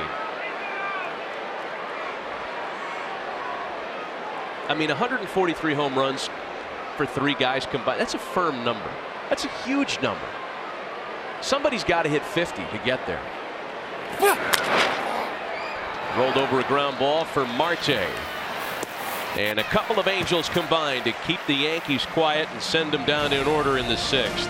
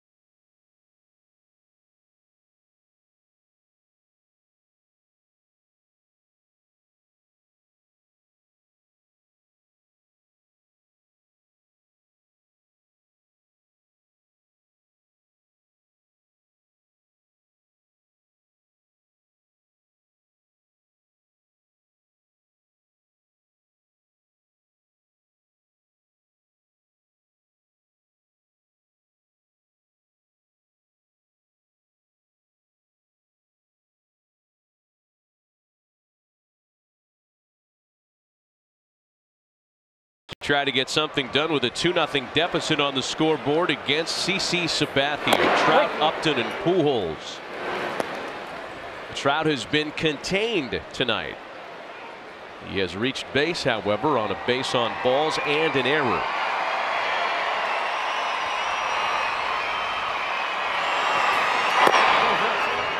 You know, circling back to what we talked about a couple of hours ago, this was one of the matchups we were all most interested in watching. How is CC going to approach Trout?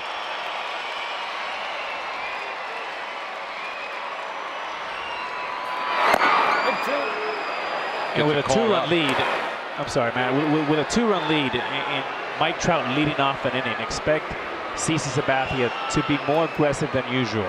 Attack him early. You do not want to walk him like you did in his first at bat.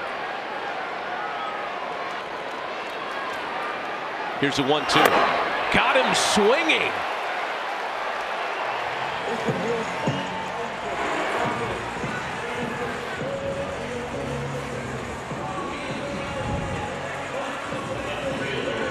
And CC Sabathia putting on a clinic tonight, doing it all, east and west, north and south.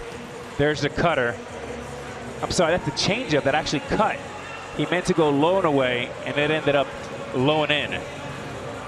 Good miss, better result for Sabathia. We've also seen him elevate his fastball more than I've seen him do in years. And I think that's an approach that he's taken to this Angels lineup, because with that slider, cutter, everything that he's using down in the zone and then elevating the fastball up off of it. Justin Upton is sawed off, and he's going to have himself a base hit.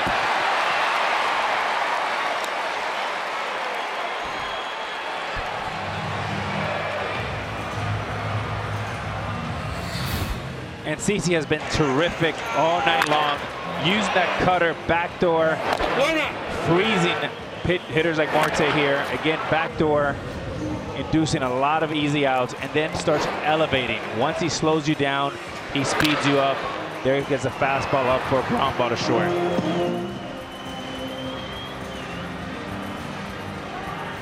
Boy, he has distributed his pitch selection and his outs. 6 in the air, 7 on the ground, 3 punch outs. After the infield single by Upton puts a man aboard, now it's Pujols.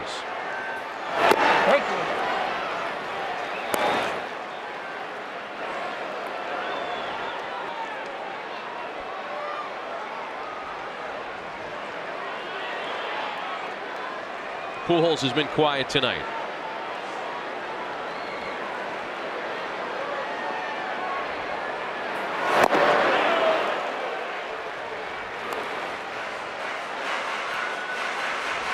The one thing that has stood out to me, though, with Pujols, we talked so much about his career and at the height of it, but this season, what I see the most that stands out, what he needs to improve on, is the walks. Like, he's had 3 walks, one of them intentional, of 112 plate appearances, and that last swing and miss out of the zone. He might not be the same type of hitter, but he needs to still be able to take his walks and free passes when they come. And only 3, really, 2 intentional, or sorry, one intentional, two walks out of 112 plate appearances. That's something's got to improve. Ball and 2 strikes, the count to Pujols.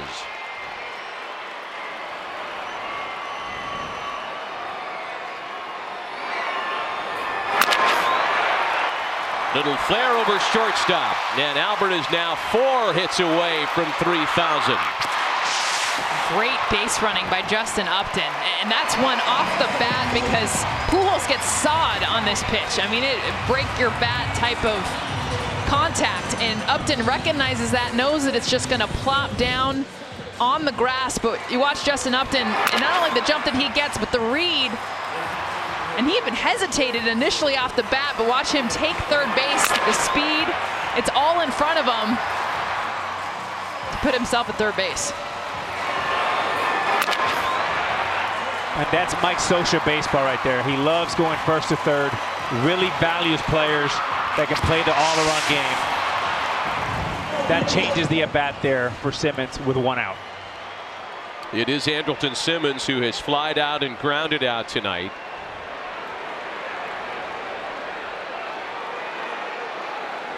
The assault toward 3,000 continues for Albert. The Angels are home to start this next series. They've got a day off tomorrow, and then they've got the Orioles coming to town. So you would think that in the next 3 nights, Albert will get to 3,000, and he'll be able to do it at home. That would make him the 3rd player to get to 3,000 hits in this ballpark. And that is an updated sign, folks. 0-1 to Simmons is yanked. Here comes Upton. And the Angels are on the board.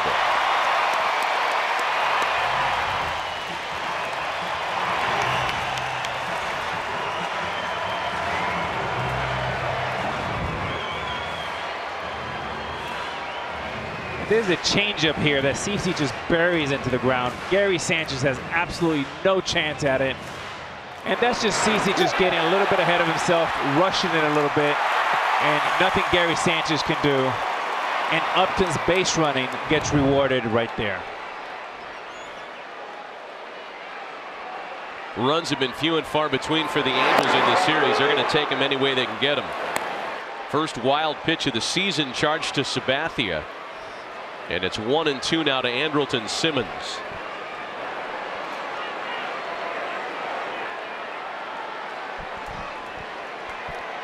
Seven RBIs over his last 3 games.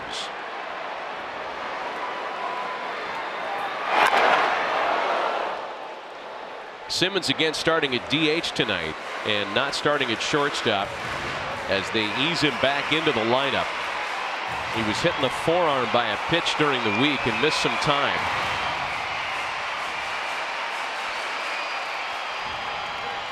And with a guy that has his defensive skill set, he's not going to DH very often. He's not, but he's improved so much as a hitter. And the luxury for Mike Scioscia to have a guy up there that it's almost impossible to strike him out. Popped him up. Gregorius for out number 2. Hey, this season, get the baseball game that'll have you waiting to play it again. RBI Baseball 18 delivers an all-new franchise mode and much more. RBI Baseball 18 is available now. Learn more at rbigame.com. Rated everyone.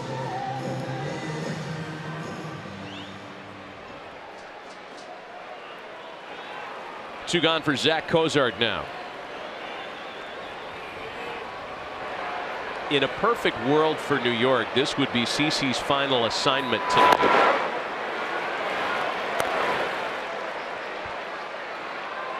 There's nobody up in the bullpen currently for New York.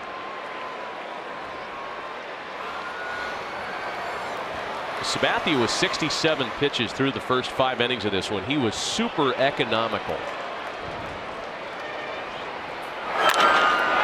And COZART sends a fly ball out to shallow left. Gardner is under it to put it away and retire the side. 1 run on the wild pitch. The Angels are on the board, however. We're through 6 tonight. It's 2-1 New York.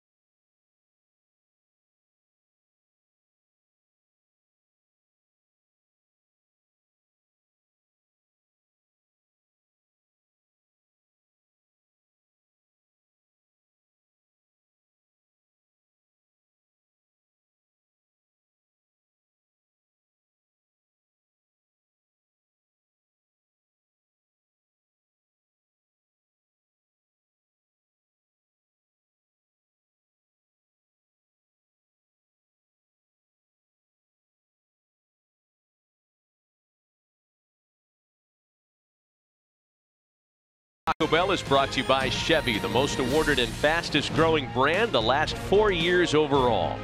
And Napoleon Grills, upgrade your grilling game.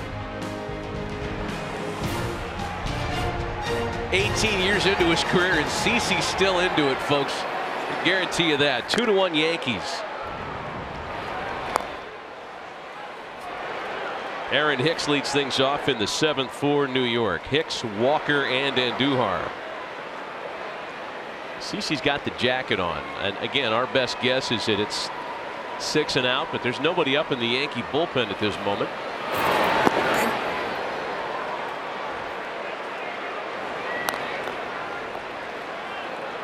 What do you think? Does he have another one in him tonight? I think so. I think he'll bring him, send him out there, and he'll probably have somebody ready in case he gets traffic. But so far, so good for CeCe Sabathia.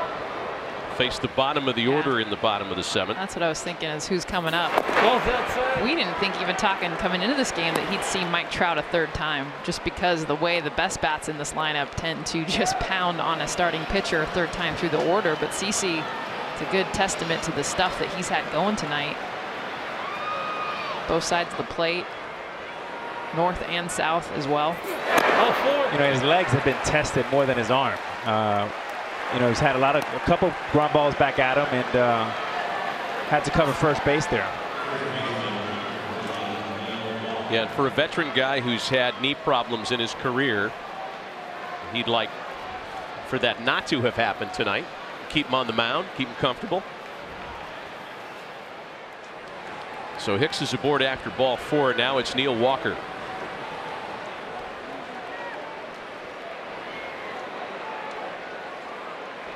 Walker is struck out and flied to left tonight.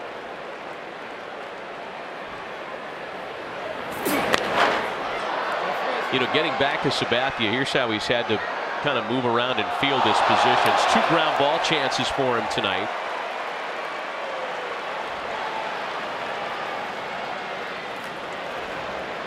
He's only had 5 fielding putouts in the last 7 years. Amazing.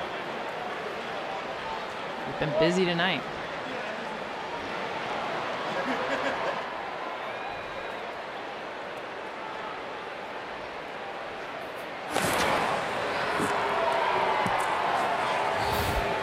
Yeah, here's how he's had to move around. Right, that first one was coming in hot from Albert. And then trying to get over to first base on that Upton ground ball. There was a second comebacker in there as well. Well, and that's what the only run was. It was that play, and then probably the wild pitch maybe factored into that. A little tired with his legs. Scores the run. And meanwhile, Tyler Anderson rather concerned with Aaron Hicks at first base. Hicks has stolen once in 2 tries this year. Neither one of these 2 teams runs a lot. Both of them around middle of the pack in stolen bases this year. When you have a struggling hitter, it's not a bad idea to put the game in motion. It would not surprise me if Aaron Boone would put a little hit and run on here, maybe get Neil going here, Neil Walker going a little bit here.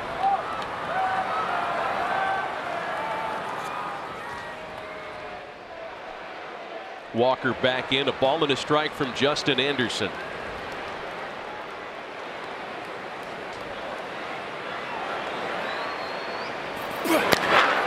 Hot shot, Albert's got it. To shortstop covering for 1, throws sails on the other side. I don't know that COZART had much of a chance to double up Walker. And a very nice play here by Albert Pujols, a former Gold Glove winner when he was back with the Cardinals. And that's a ball you want COZART just to put in his back pocket. Understand the clock. Understand you already got 1 out. And you see that he just unnecessary throw there. Got very fortunate that ball did not go in the dugout.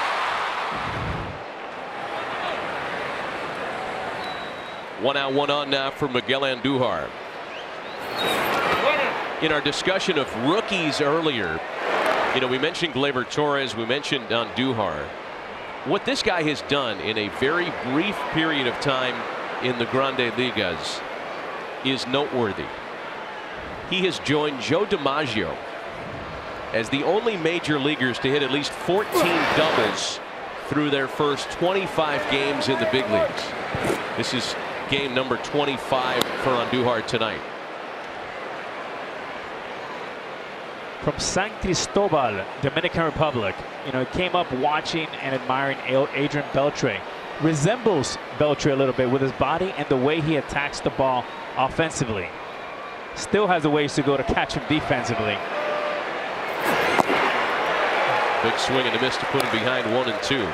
But they have been a different team since he arrived here. Miguel Andujar has done nothing but produce, bring an extra swagger, and really extend the Yankees lineup. I mean, they really have two cleanup hitters. One in Stanton and the other one in Andujar hitting eighth. Got him looking. Second strikeout for Justin Anderson tonight.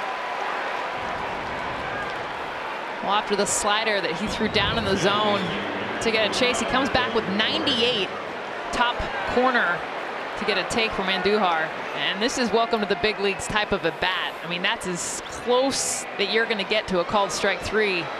Barely nicking after he saw down at his ankles with the slider.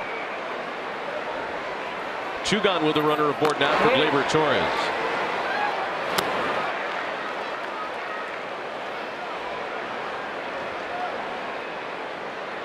You know, Torres is a shortstop. He came up as a shortstop with the Cubs, came over in the trade with Chapman. If you talk to some of the folks that hang around the Yankees every day, some say he's as good a shortstop as Didi Gregorius. I mean, that's high praise. Well, and it's a big question too, because Didi Gregorius is a free agent after this year, and because there is so much talent in and around the guys coming up and on the team now, as hot as Didi is, does he, you know, stay a Yankee? Another good slider on the corner.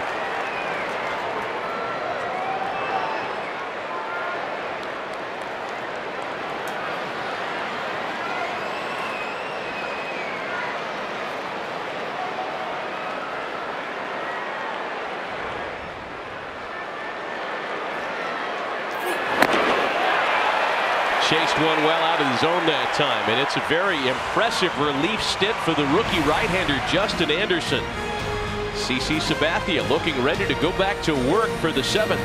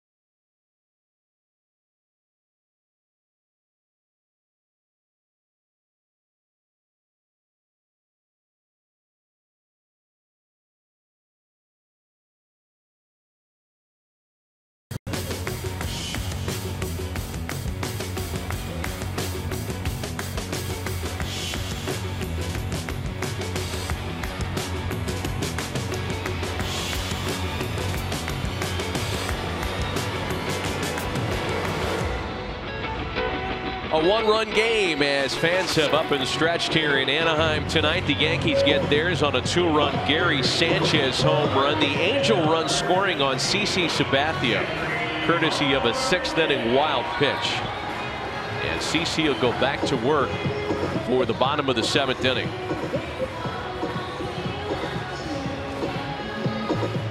This would mark CC's longest of his 5 starts this year, and in fact, it would be the first time since the ALCS that he threw 90 or more in a game. So you see both bullpens there, at least 1.5 of them. Chad Green is up in the Yankee bullpen.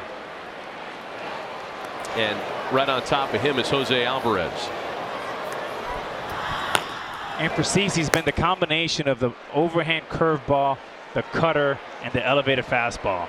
But that cutter has made CC a real weapon, and a guy that can not only win during the regular season, but can be a great weapon for the Yankees in October.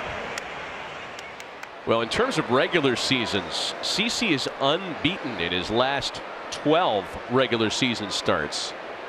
That means you got to go back to last August for his last loss.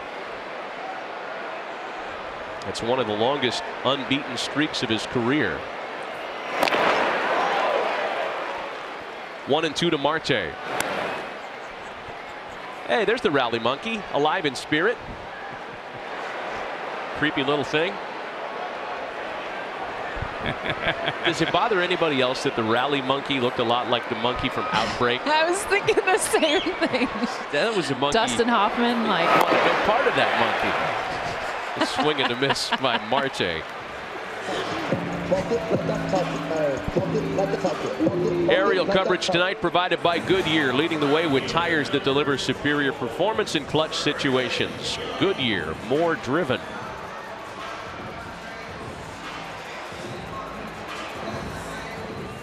You know what's odd about that bullpen alignment is the fact that the home guys are closest to the fans. For me, that is. If this was Philly, and in fact in Philly, it's flip-flopped. There's Chris Young now.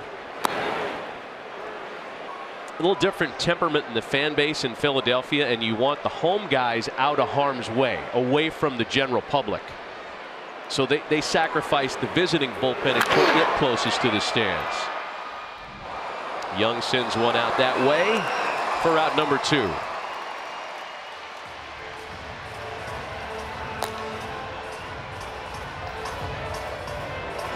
The MLB At-Bat mobile app brings every baseball moment to your favorite devices. Catch it all season with the free MLB.TV Game of the Day, live broadcasts on the radio, in-game highlights, stats, news, and more. Download MLB At-Bat today, your #1 app for live baseball.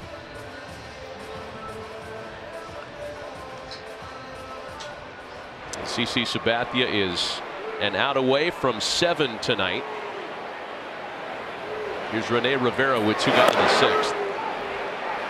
And CC will get a call up and away. Well, he has been splendid tonight.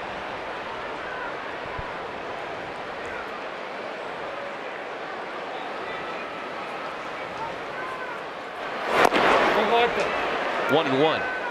And there's been a little vintage CC tonight. And I know that's 87, 88 with this fastball, and back in the day it was 93, 94, but him elevating with that 4-seam fastball is something that we haven't seen him do. In fact, his fastball usage has gone down every season. This season average is at 14%. Tonight it's almost at 19, but it's not even been why he's using it, it's where he's using it.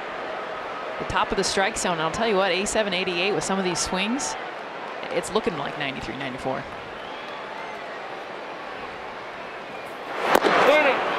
And the reason why it looks like 93, 94 is because that cutter, you can pick up spin and you can pick up velocity. So you don't know the difference between an 86-mile-an-hour cutter and a 91-mile-an-hour fastball. As a hitter, you wish they can get rid of this pitch. 2 balls and 2 strikes the count to Rene Rivera. Little tapper to shortstop. Didi fell onto his rear end. He just lost his feet. Gregorius just straight slipped.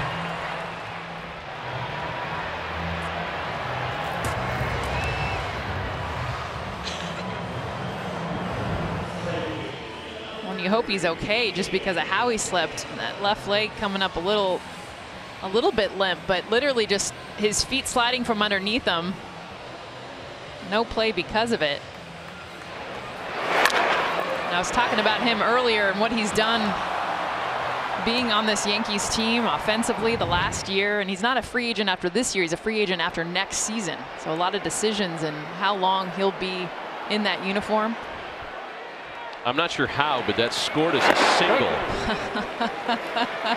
And here's Ian Kinsler now. I think Didi would be if you fall down, it's your bat, right? I mean, even Didi would say that's an error. Generous, very generous. I wouldn't think if it's like a scorcher or a line drive. I mean, that thing was weakly hit, but I'm sure Rivera will take it. What's the tying run on base for Kinsler, who has one of the Angels' 5 hits against Sabathia tonight. And Gregorius slipping there. It presents a real question for Aaron Boone for the 4th time, allowing Ian Kinsler to get a 4th look at him with back-to-back righties with Chad Green ready to go. Ball and 2 strikes on Ian Kinsler now. The Yankees have committed 1 error tonight, and that was charged to Gregorius earlier this evening. The 25th error by the Yankees. That's about the only thing that's gone wrong for the Yankees as a team statistically this year. They do lead the big leagues in errors.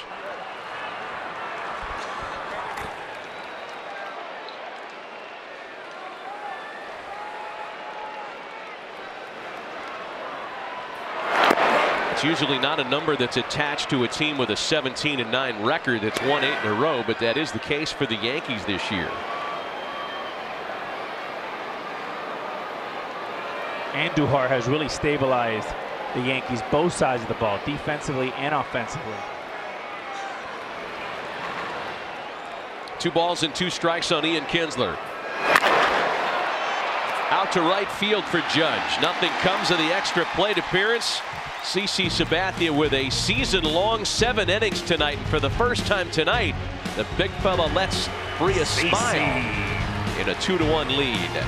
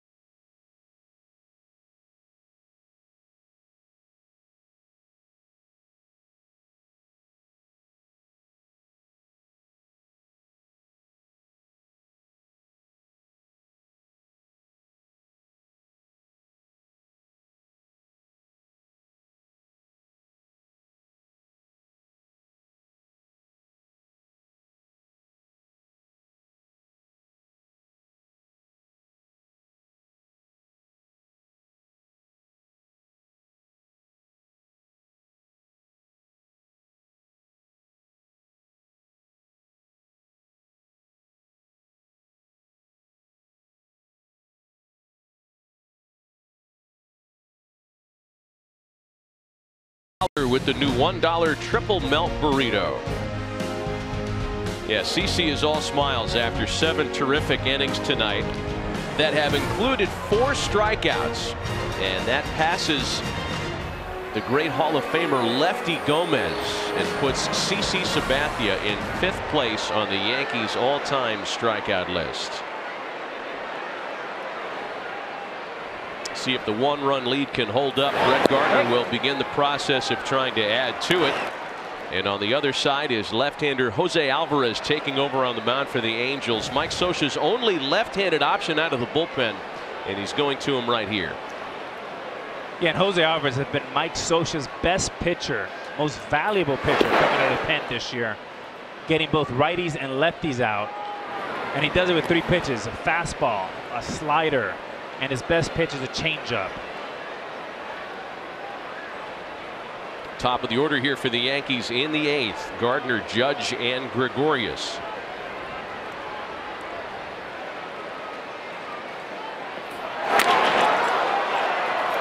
Popped him up.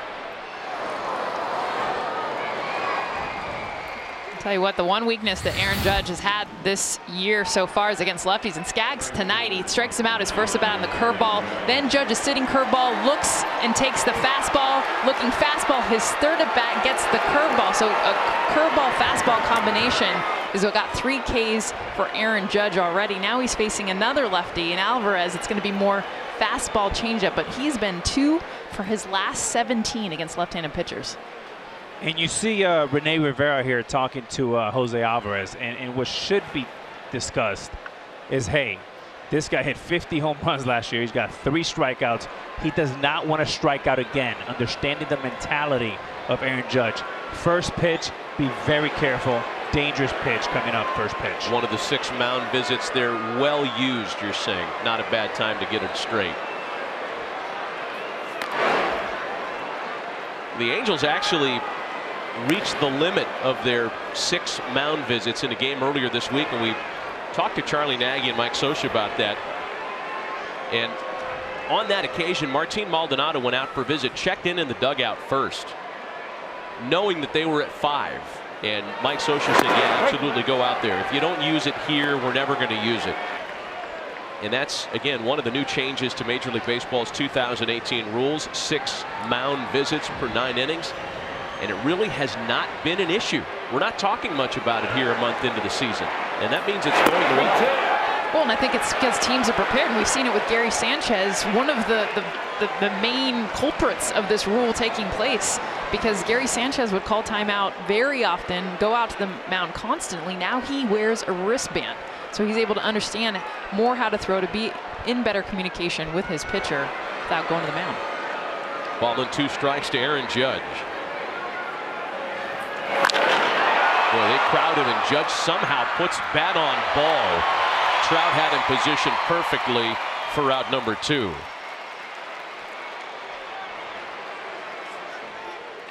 That's what makes Alvarez such an important piece for Mike Scioscia.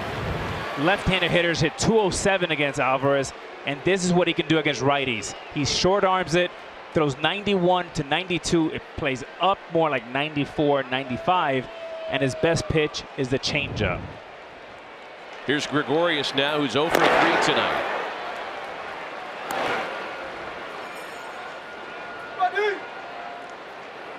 You know, when you have 3 strikeouts like Aaron Judge, that fly ball to center field actually feels like a double in the gap. Well, especially when it's a great 2-strike pitch that you get barrel on, or almost barrel on.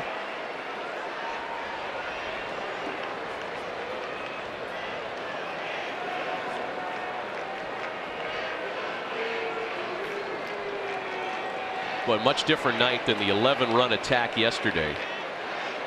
Well, the Yankees still with a 1-run lead late this evening, trying to win their 9th in a row tonight.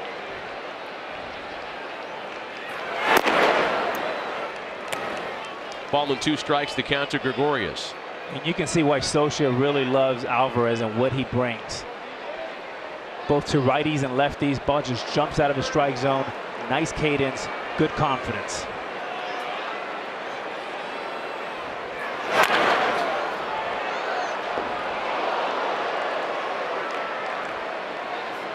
Still 1-2 to Major League Baseball's RBI leader.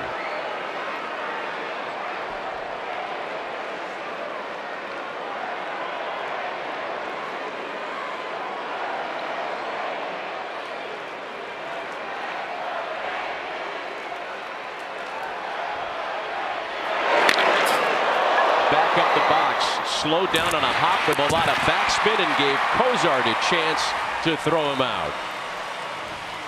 Alvarez gets the Yankees in order in the 8th. Mike Trout leads off the bottom of the inning with the Angels down a run.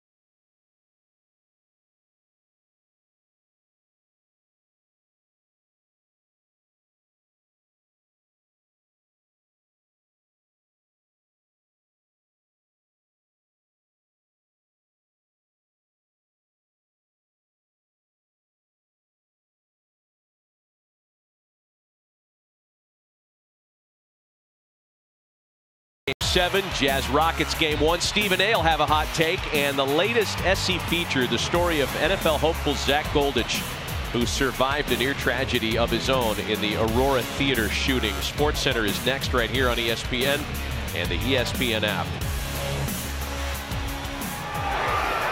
Pitching change, first one of the night behind CC Sabathia, who was terrific through 7. Right-hander Chad Green takes over here in the last of the 8th. He'll get Trout, Upton, and Pujols, the meat of the Angels' order in a one-run game.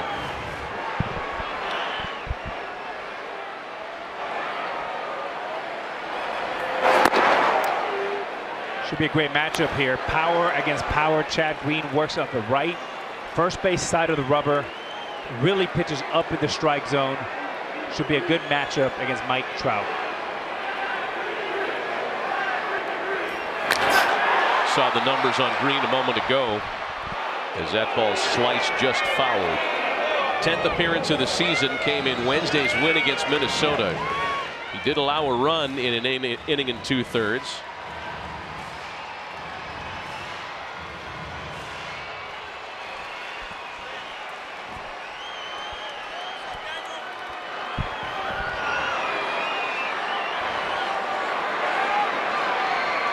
Trout has been a non-factor at the plate tonight.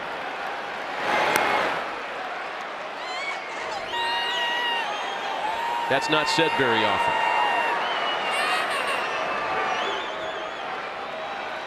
Three balls and a strike. Well, that was a big miss. Gary Sanchez setting up way outside. 2-1 count. You know, Trout's hunting fastball. This one actually leaks right over the middle of the plate. And this is one Mike Trout wants back because that's exactly where he was looking. Just gets underneath it a bit.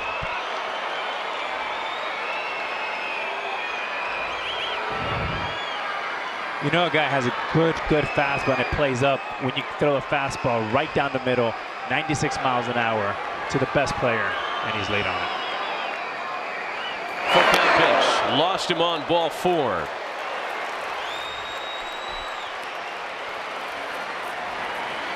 More great Major League Baseball action this week on ESPN. Tomorrow night, Rockies and Cubs. Wednesday night, these Yankees in Houston. And the next Sunday for Monterrey, Mexico, the series finale between the Dodgers and the Padres. And at 8 p.m., Jess, Alex, Buster, and I will be in St. Louis for the Cubs and Cardinals. And a note, tomorrow night's game between the Padres and Giants is available on ESPN+.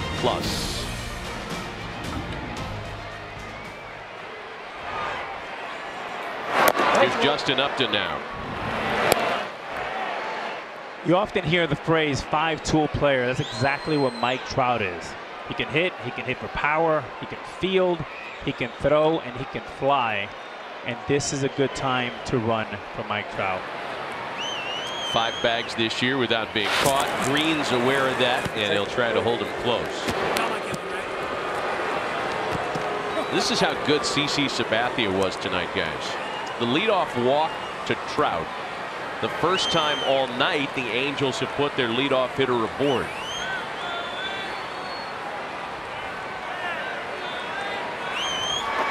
Ball's outside. 1-1 to Justin Upton. How about Sabathia? Last 3 starts, 17 1/3, 11 hits, only 1 earned run, 9 strikeouts, only 3 walks.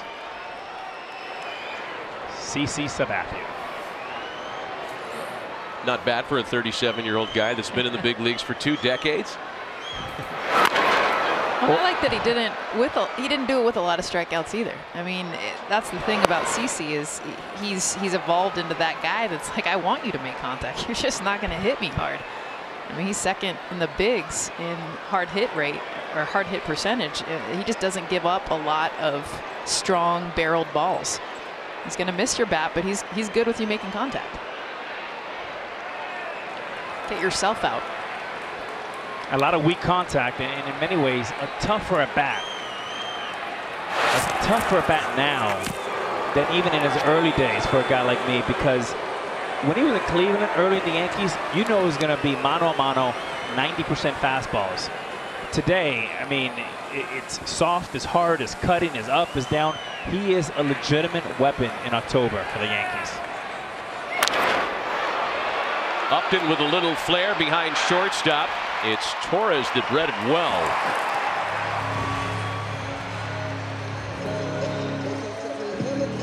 Much trickier play for Gregorius. So with 1 out and 1 on now, that'll bring up Albert Pujols. He has chipped away at that 3,000 number with 1 tonight. 4 shy of becoming just the 32nd player in one of baseball's most exclusive clubs.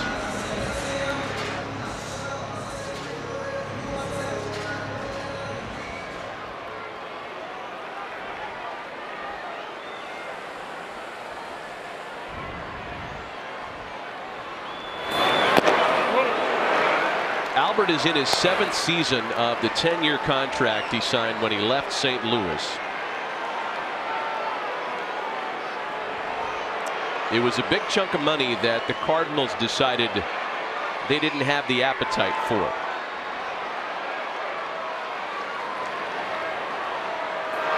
And for a number of years, the big payday that Albert had seemed to prevent the Angels the kind of flexibility they needed to add to the complementary cast.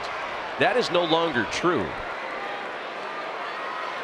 GM Billy Epler was very aggressive in the offseason, adding to that group of others, quote unquote, around Albert and Mike Trout. Here's Billy. They signed ZACK COZART very late in the offseason, made the deal for Ian Kinsler, won the Ohtani sweepstakes, reworked Upton's contract to keep him here. And it's no longer a Mike Trout, Albert Pujols, and others conversation with the Angels. Well, Billy looked really happy to be on TV there, didn't he? As soon as he noticed he was on, he was like, oh man, now I can't eat. You know, Billy Epler has had a terrific offseason here with the Angels, who was under the tutelage of general manager Brian Cashman. And in that process for the Yankees, tried to recruit Ohtani for the Yankees. And as a result of coming to the Angels, that relationship paid off in a big way. for the Angels.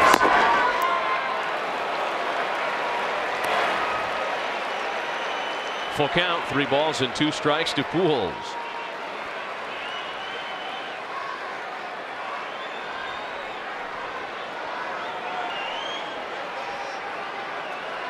This should release Mike Trout at first base. There he goes. And Albert smacks it just foul up the third base line.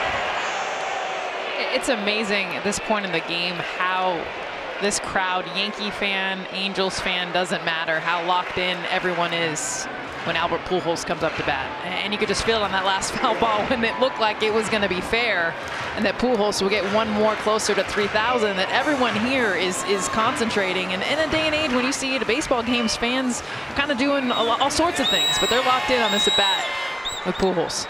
And Mike Trout should be running here. If you look where Didi's playing, he should back up and have both feet on the grass because the double play is no longer in play. Both the third baseman and the shortstop should both back up about 5 feet. There goes Trout again. Albert socks it into left field. Gardner back, just shy of the wall, is able to make the catch as he falls down. I think longer spikes are in order for the Yankees tonight. Well, there was so much Gardner was dealing with. This ball was hit hard, so he knew he had to get back. So Gardner gets that drop step, but now he's dealing with track, he's dealing with wall, and it dies. Basically, the ball looks like it could ricochet, it could go out, and all of a sudden it's almost like a changeup. He had to stop in his tracks. Nice athletic move for Gardner to still be able to make that grab. And Albert Pujols tomahawked that fastball, and sometimes there's a little top spin. And that's probably what happened there with Brett Gardner. Nice play by Gardner.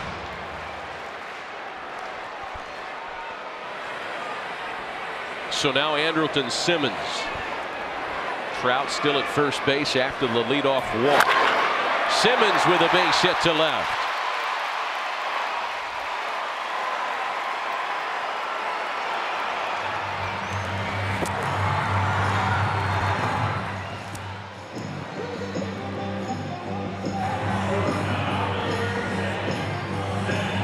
The tying run in scoring position now.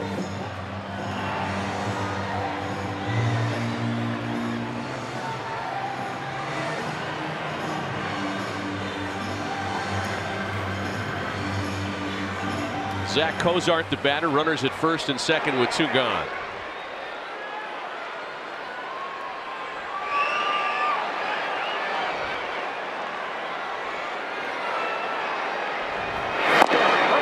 COZART had come out of a really rough 1-for-27 stretch by entering this game 4 of his last 11.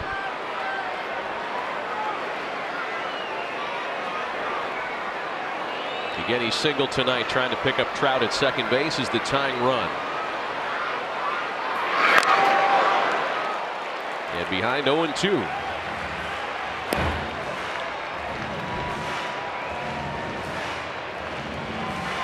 There is no mystery how Chad Green is going to come after you. He's coming after you with heat, and more heat.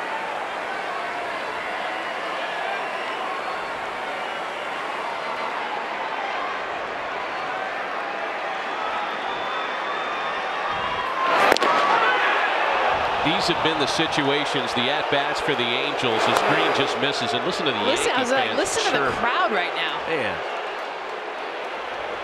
Are we in New York or Anaheim? Is there anything more annoying if you're at your home park, you're an Angels fan, and you hear that? Come on. And it was a clear miss.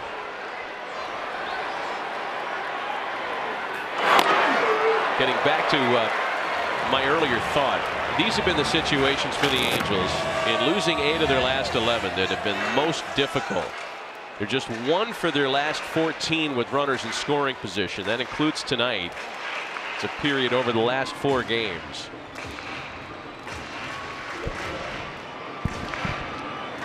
Good visit here by Gary Sanchez. And hopefully that what you want to tell Chad Green here is, hey, we have 2 pitches. I'm going to go back behind the plate. I'm not putting down any signs. Give me a good fastball, and if it gets to 3-2, give me your best slider. No signs. They didn't want to lean on the wristband there, huh? That's worth burning a visit. 2-2. Got him swinging. And listen to the crowd here in Bronx West. These folks all want to go to stands after the game. Bronx.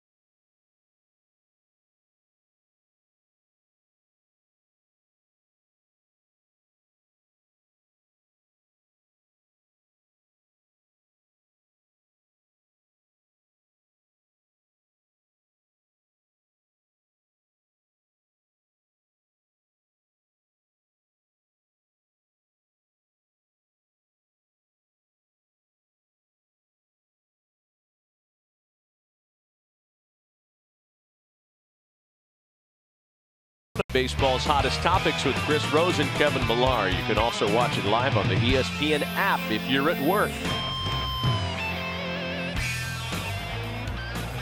Angels go to the bullpen for the second time tonight. Justin Anderson was great through an inning and 2/3, and former first-round draft pick right-hander Cam Bedrosian takes over here in the ninth.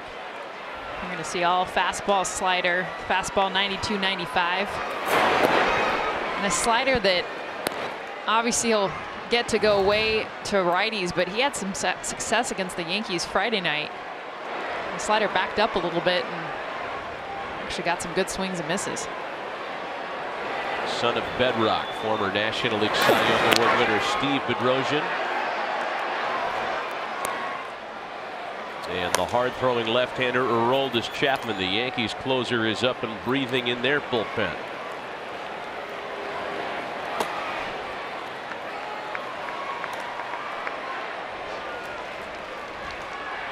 Stanton has had a couple of very nice plate appearances tonight. A base on balls and a double. He scored in front of the Sanchez home run. That's been the difference. 2-1 Yankees here in the ninth.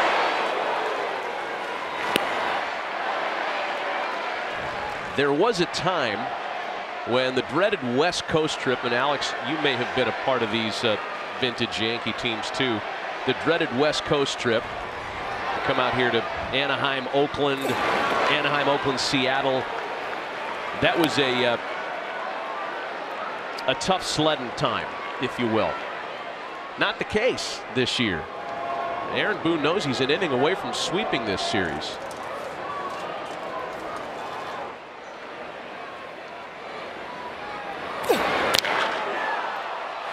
High fly ball out to shallow right.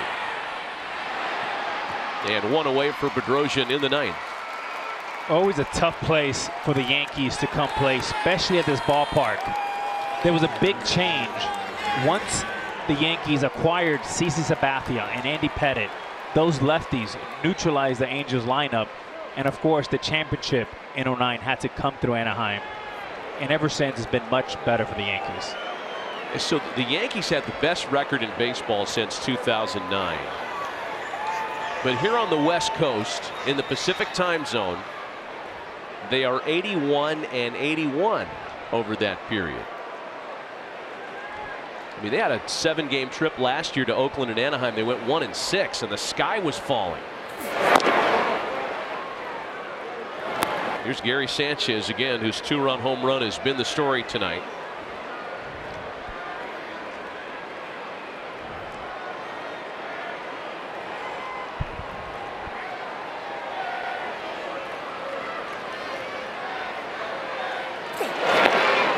Slider misses low, and it's 2-0.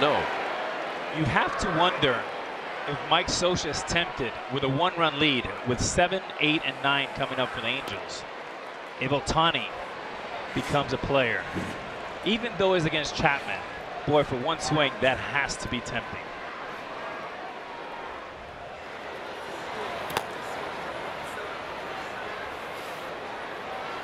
Well, Ohtani is not on the bench, so he might be up the tunnel. He might be getting himself prepared for such an appearance.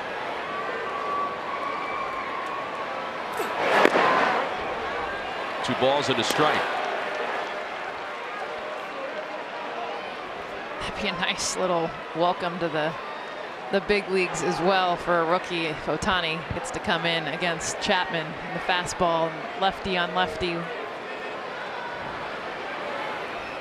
I'm sure Ohtani would want.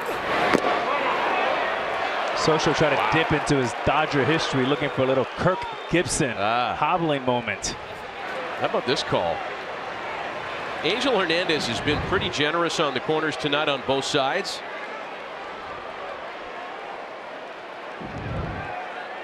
It's 2 balls and 2 strikes on Gary Sanchez.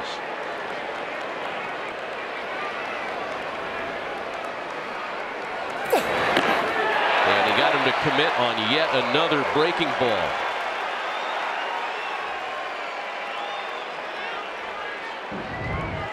And Bedrosian has been much better as of late. Fastball's been down a tick this year. Much better last outing. And he attributes the velocity lost a little bit in that groin injury he had last year. But as of late, it's been looking much, much sharper. Man, since when did Cam Bedrosian turn into Sergio Romo? I mean, that was just all slider, slider, slider from only one fastball. Here's Neil Walker, or rather Aaron Hicks now, with 2 gone.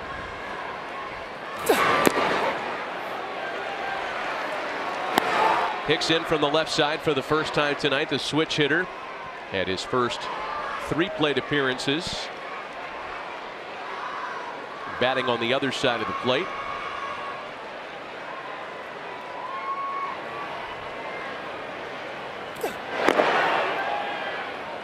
One and one.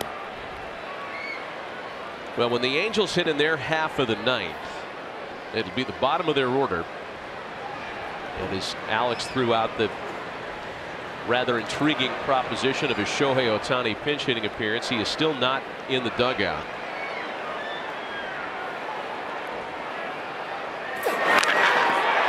There's a rocket into right center field.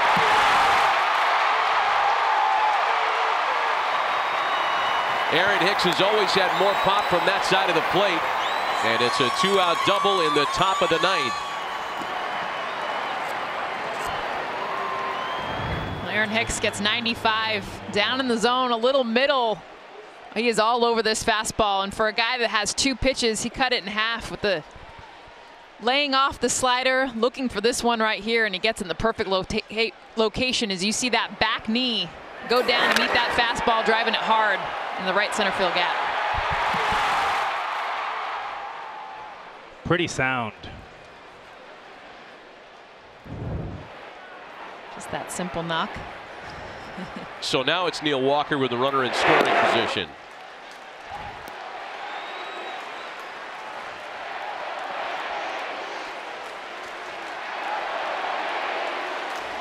Man. Come on, really?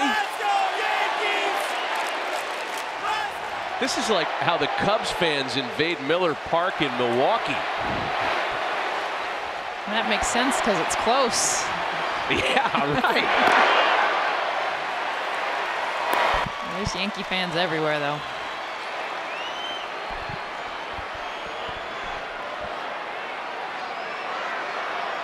No, Aaron Boone was talking yesterday about how he loved the atmosphere. I mean, this is a Southern California kid that's managing the Yankees and appreciating all the visiting support.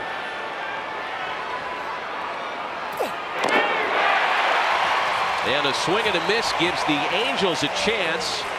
Heading to the bottom of the ninth, trailing by just a run. One problem.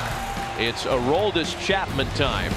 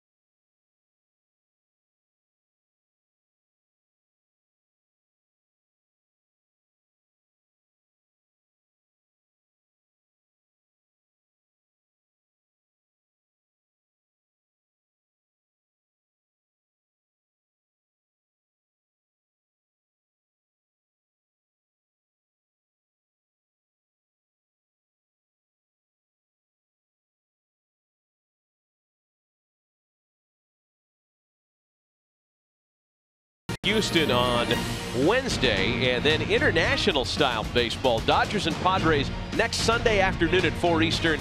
We'll be following that game with the Cubs and Cardinals on Sunday Night Baseball. Tomorrow's between the Padres and Giants is available on ESPN Plus, and there's a little matter of the bottom of the ninth inning to finish off here tonight. It'll be Aroldis Chapman to try to seal it up. He'll get the bottom third of the Angels order with the Yankees on top by a run.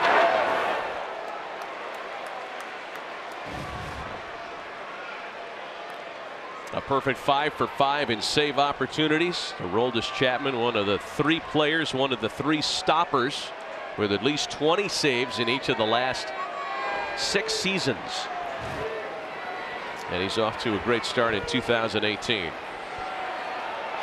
And for Chapman, is a fastball, is a slider, is a changeup.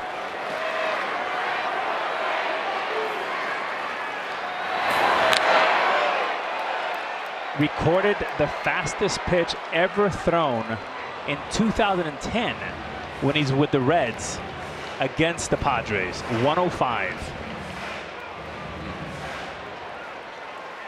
We're almost desensitized to the triple-digit stylings of Aroldis Chapman because he gets there so frequently. Remember last year he had his hiccup, kind of that bad stretch in late July and early August. He put that all behind him in the postseason. In fact, since being reinserted as closer last September, he is a perfect 11 for 11 in save opportunities. He's punched out 32 in 21 innings.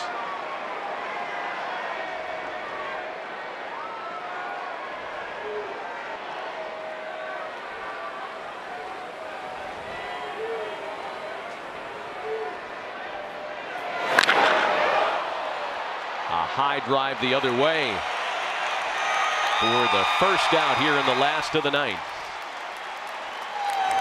And he's as impressive in the weight room. He throws weights around like a bodybuilder, like an NFL player. He runs like a gazelle, and he's very, very strong. And he's just a freak of nature. To be able to throw the ball that often, that consistency, with that type of control, impressive. I mean, I can't imagine being 60 feet 6 inches away from him at 105 miles an hour. And he's long enough to where you could probably see, you know, each fingernail when he snaps off a pitch. I always think of the great Sal Bando line, the great Oakland A's third baseman in the 1970s. On the night they were no hit by Jim Bibby, he said he had such great extension we could see all the hair on his fingers. That's on top of you. That's a great look, because by the time he's at release and where he finishes with that length and what he gets with his arms, his levers, it's like he's 10 feet away. 2 balls and no strikes, the count to Chris Young, who's 0 for 3 tonight.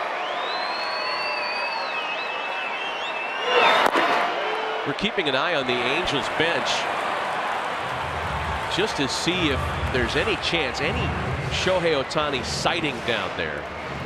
And we thought that maybe it was encouraging the fact that he wasn't on the bench. Maybe it meant he was up the tunnel, getting ready, maybe getting treatment. And you talked about the Kirk Gibson, the Willis Reed, Kirk Gibson moment, you know, limping out of there to give it one swing. No sign of him. That's a tough call to Chris Young. I mean, it's one thing when you're up against 98 to 103, but this is where the pitcher can't get help.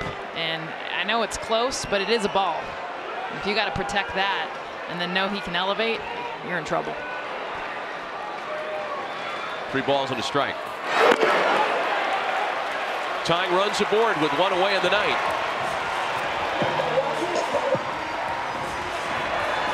If Ohtani popped out of that dugout, this place, he would bring the house down. I mean, that's kind of what we're all waiting I know, for, right? We're all staring at the dugout. I missed half the last pitches because I can't stop looking at the dugout down there. Well, you know, this was October. That's exactly what would be happening. But in end of April into May, you know, a little bit of an irritated ankle. Not going to happen. So here's Rene Rivera. He has a single tonight. Tying run aboard.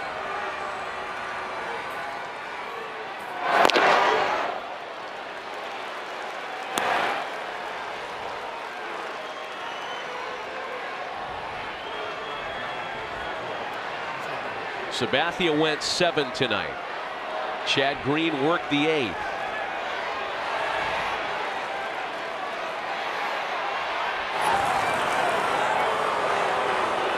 We have not talked a lot about the wristband that Gary Sanchez uses tonight. In lieu of visits to the mound, the entire game plan, Tom Brady style, is right there in a very secretive Velcro device. I would imagine the options with Chapman aren't very many, however. You know, I talked to Gary a little bit about that yesterday. He was actually very encouraging about the idea of using it. For him, it simplifies things. And there's a scouting report that comes from the analytics department to Larry Rothschild, the pitching coach, right to his left wrist. And I'll tell you what, it looks like it's much more simple. But the way he's swinging the bat, he looks like he's got a clear mind up there. Just missed the corner, did Chapman. Now it's 2 balls and a strike to Rene Rivera. And what the wristbound read, it actually has a scout report on every hitter of the Angels. What you should throw on what pitch, on this at bat, hot zone, red zone. And the minute the game's over, he has 2 coaches come over and rip it off and put it in a box and lock it up. Like CIA, just CIA style. Big swing and a miss. And that ball pops away from Sanchez. It's a foul tip. Was it a foul tip? Because Rivera's acting like there was no foul. Well, that's what Mike Scioscia wants to know.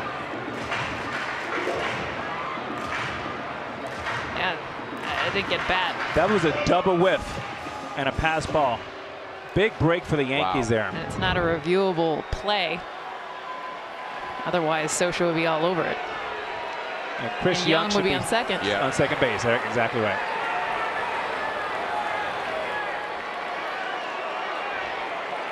Two balls and two strikes. And he gets him. Man, that's a frustrating sequence for the Angels.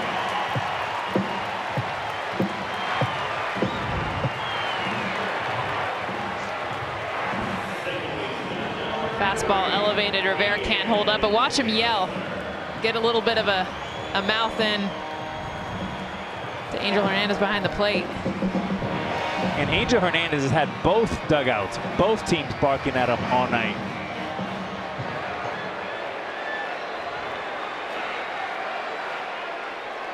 Ian Kinsler represents a last chance for the Angels.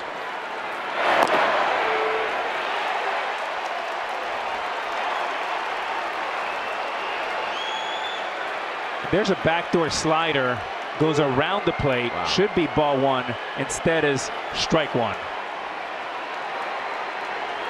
Ian Kinsler's faced Aroldis Chapman only once, and that plate appearance resulted in a walk. And the Angels are now down to their last strike.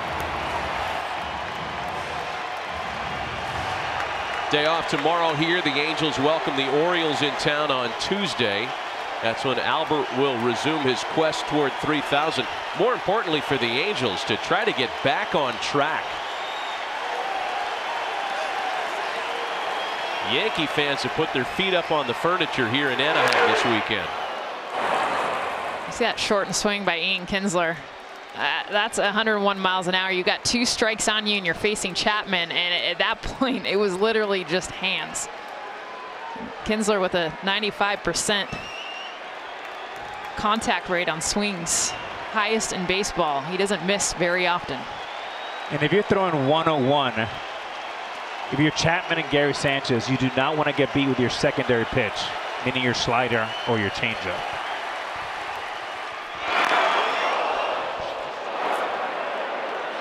Look out. Yeah. Thank you, knob of the bat.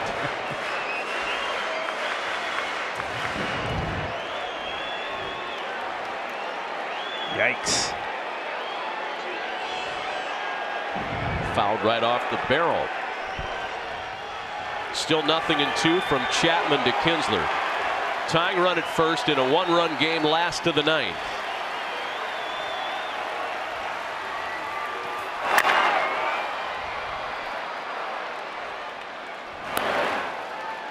This is what Kinsler does, and this is why he's in front of Mike Trout. I mean, you're down one run.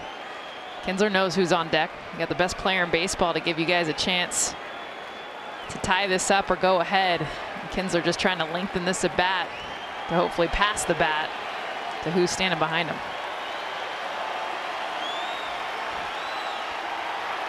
The next 0-2.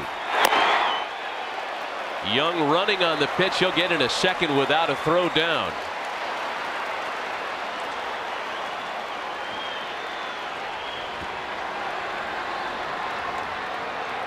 And that's a big bag there. Base hit now ties the game. As an infielder, you take the force away. You make the young third baseman throw all the way across the diamond. Didi as well, who's had a very tough night, has been slipping all over the place. They actually credit Young with a stolen base there, despite the unoccupied bag. Here's the 1-2. Got him swinging. The Yankees have won 9 in a row. A one-run win on Friday. A laugher yesterday. A one-run win tonight. The hottest team in baseball stays hot, sweeping the 3-game series in Anaheim. 2-1 Yankees, the final score tonight. Coming up next on ESPN Sports Center. Tomorrow, more Major League Baseball action between the Rockies and Cubs at 7 Eastern. For Alex Rodriguez and Jessica Mendoza, Matt Vasgersian saying goodnight from Angel Stadium of Anaheim. The Yankees win it 2-1. Let's get you to Sports Center with Bucci and Anderson, and we'll see you next week in St. Louis.